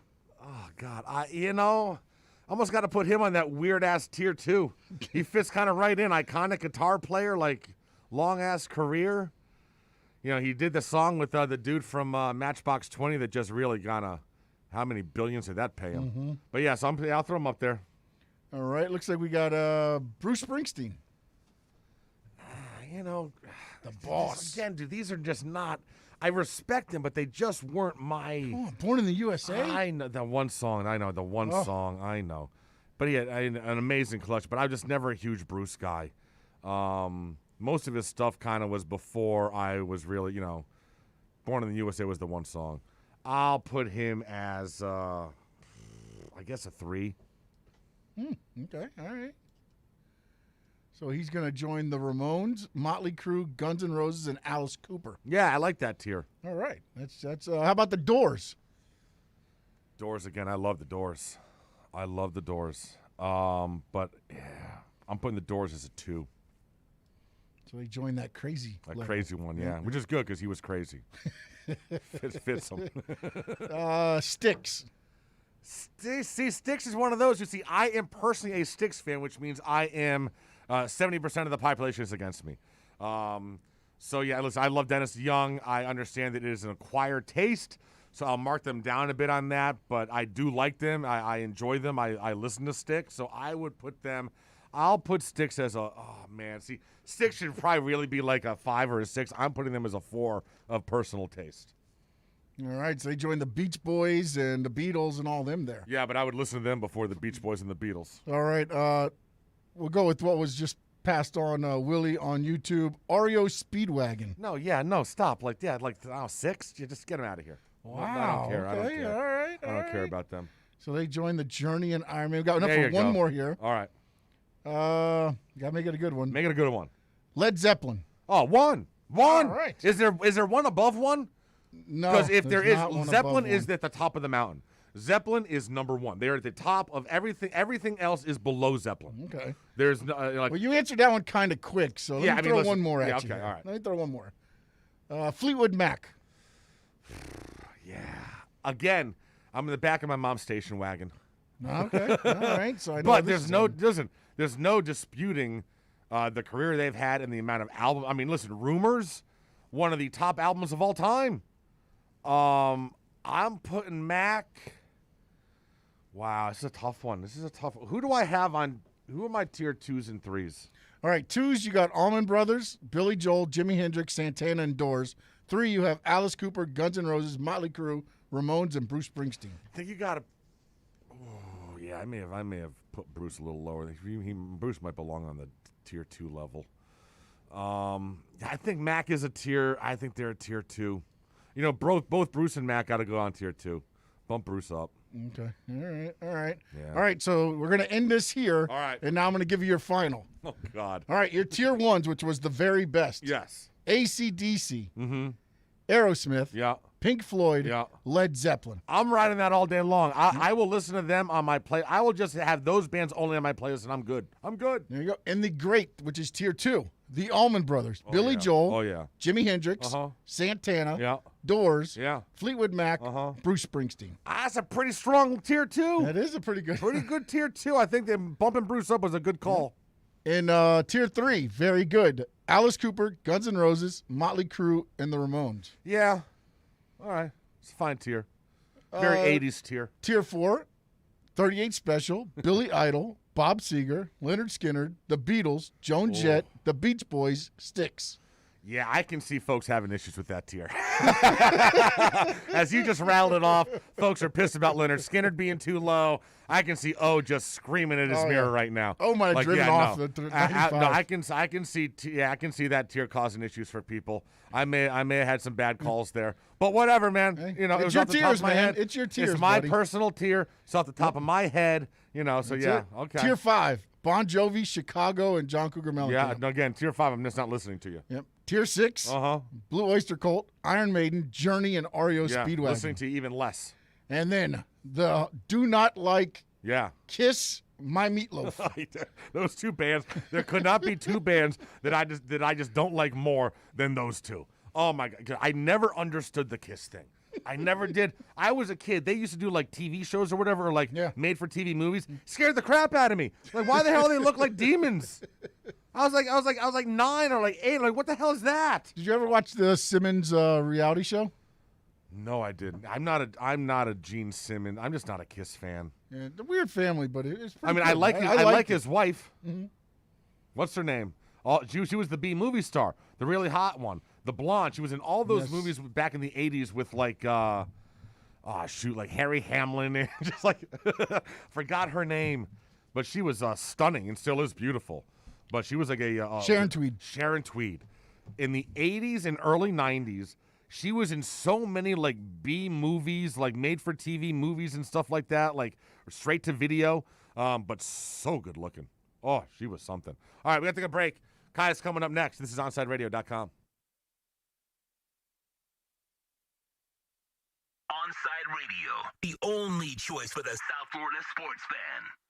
Hey, it's Big O for EJD Construction, your custom home builder, additions and home remodeling. Our lives have changed. We're making our homes more of an oasis. Call the right place. Call the right people. Eric at EJD Construction for over 16 years. A-rated member of Angie's List in the Better Business Bureau.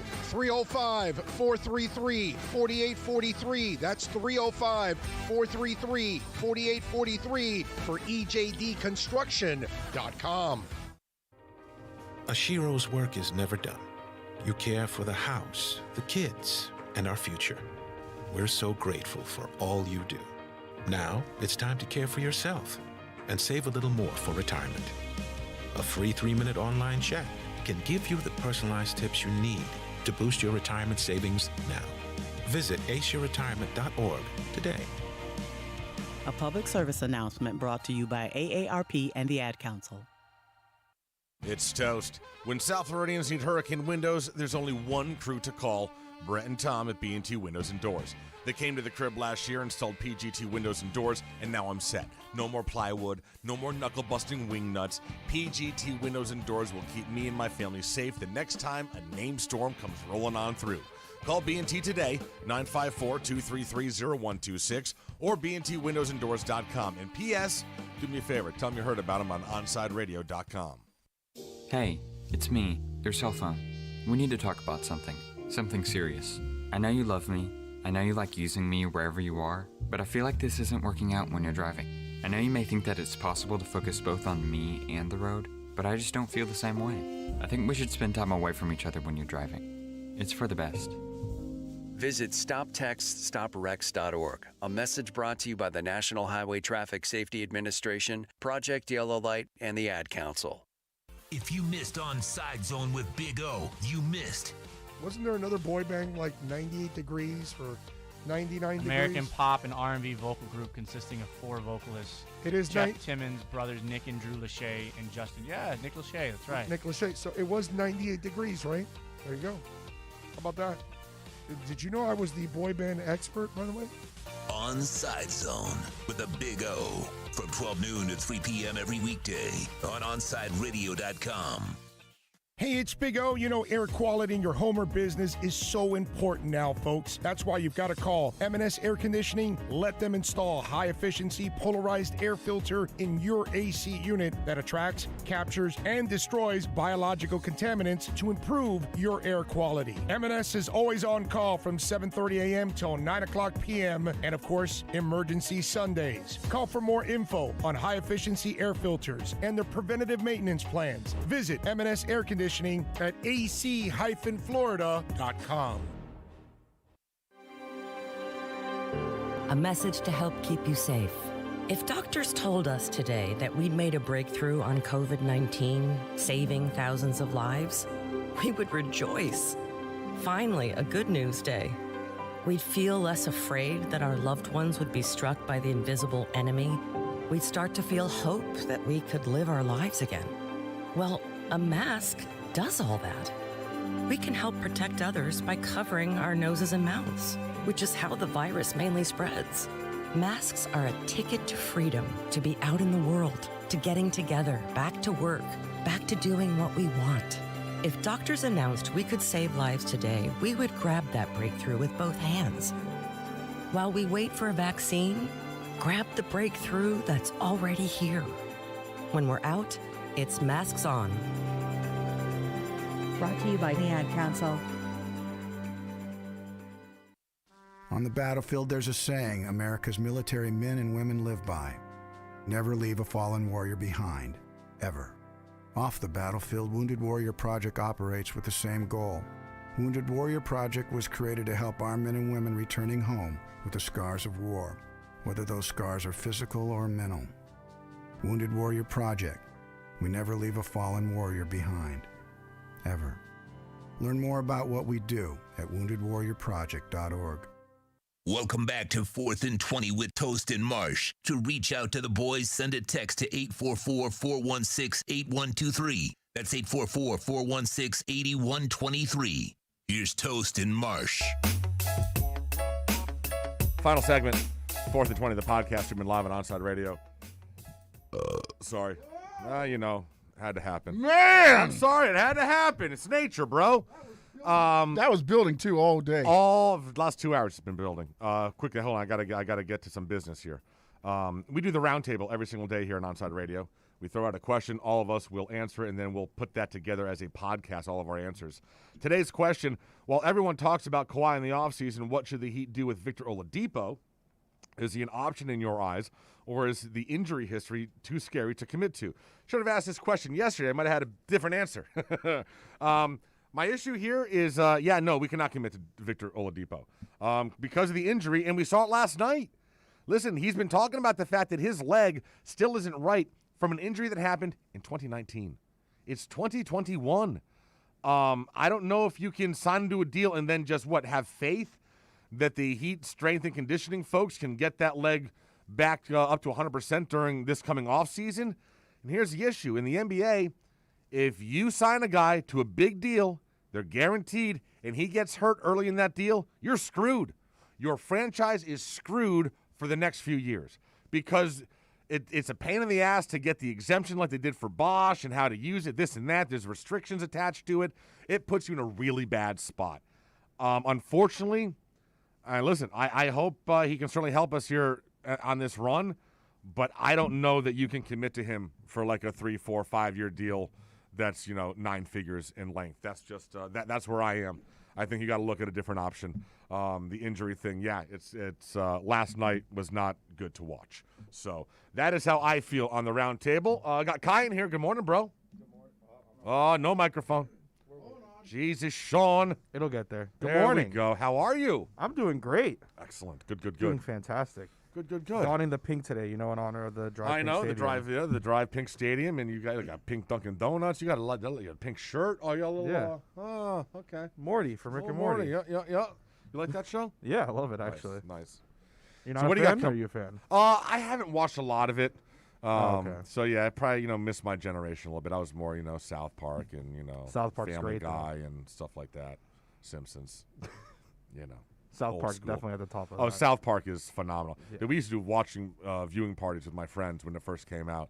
Well, insane. What do you got coming up today, man? Well, we'll talk with Ira, and I'm excited. I was kind of hoping that the Heat would lose yesterday. You're an ass. Really? It would have been more fun. We saw the Marlins and the Panthers lost. That wasn't enough for you? So, I love, and they flirted with it last night. That's the point. So, I love talking with Ira, and especially, when the Heat win, it's even, it's fun, and we talk, and it's good. And Ira always, he answers any question. I love talking with Ira. But sometimes, when the Heat lose, it's just more fun. No, it is. I was partially hoping, I was like, oh, man, I kind of hope that they lose. But now we don't get waffles. Yeah, no waffles. Yeah, that's whatever.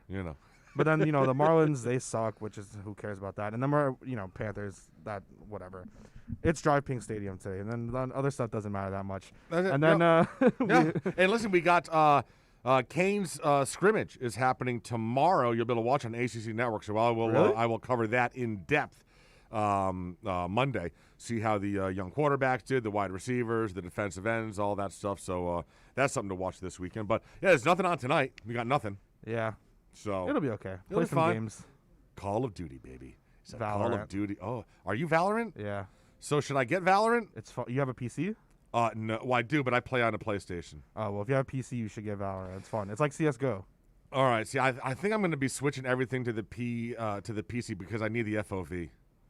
The FOV is just, but I'm not using mouse keyboard. I'm gonna use a controller. That's fun. Yeah. No, I can't do mouse. I'm too old to learn mouse keyboard. Yeah, it's my thumbs will start revolting on me and just. Oh, do I need to take a break? Okay. I'll see you guys on Monday. Have a good one, Kai. You too. Hey, is that a faucet running? Nope, that's not a faucet. That's a river rushing through the forest. It is? Yeah, forest rivers provide over 100 million people with clean water to drink. The water comes straight from the forest to us. In fact... What? I can't hear you because of the vacuum. That's not a vacuum. That's the trees in the forest cleaning up the air we breathe. How do trees clean the air?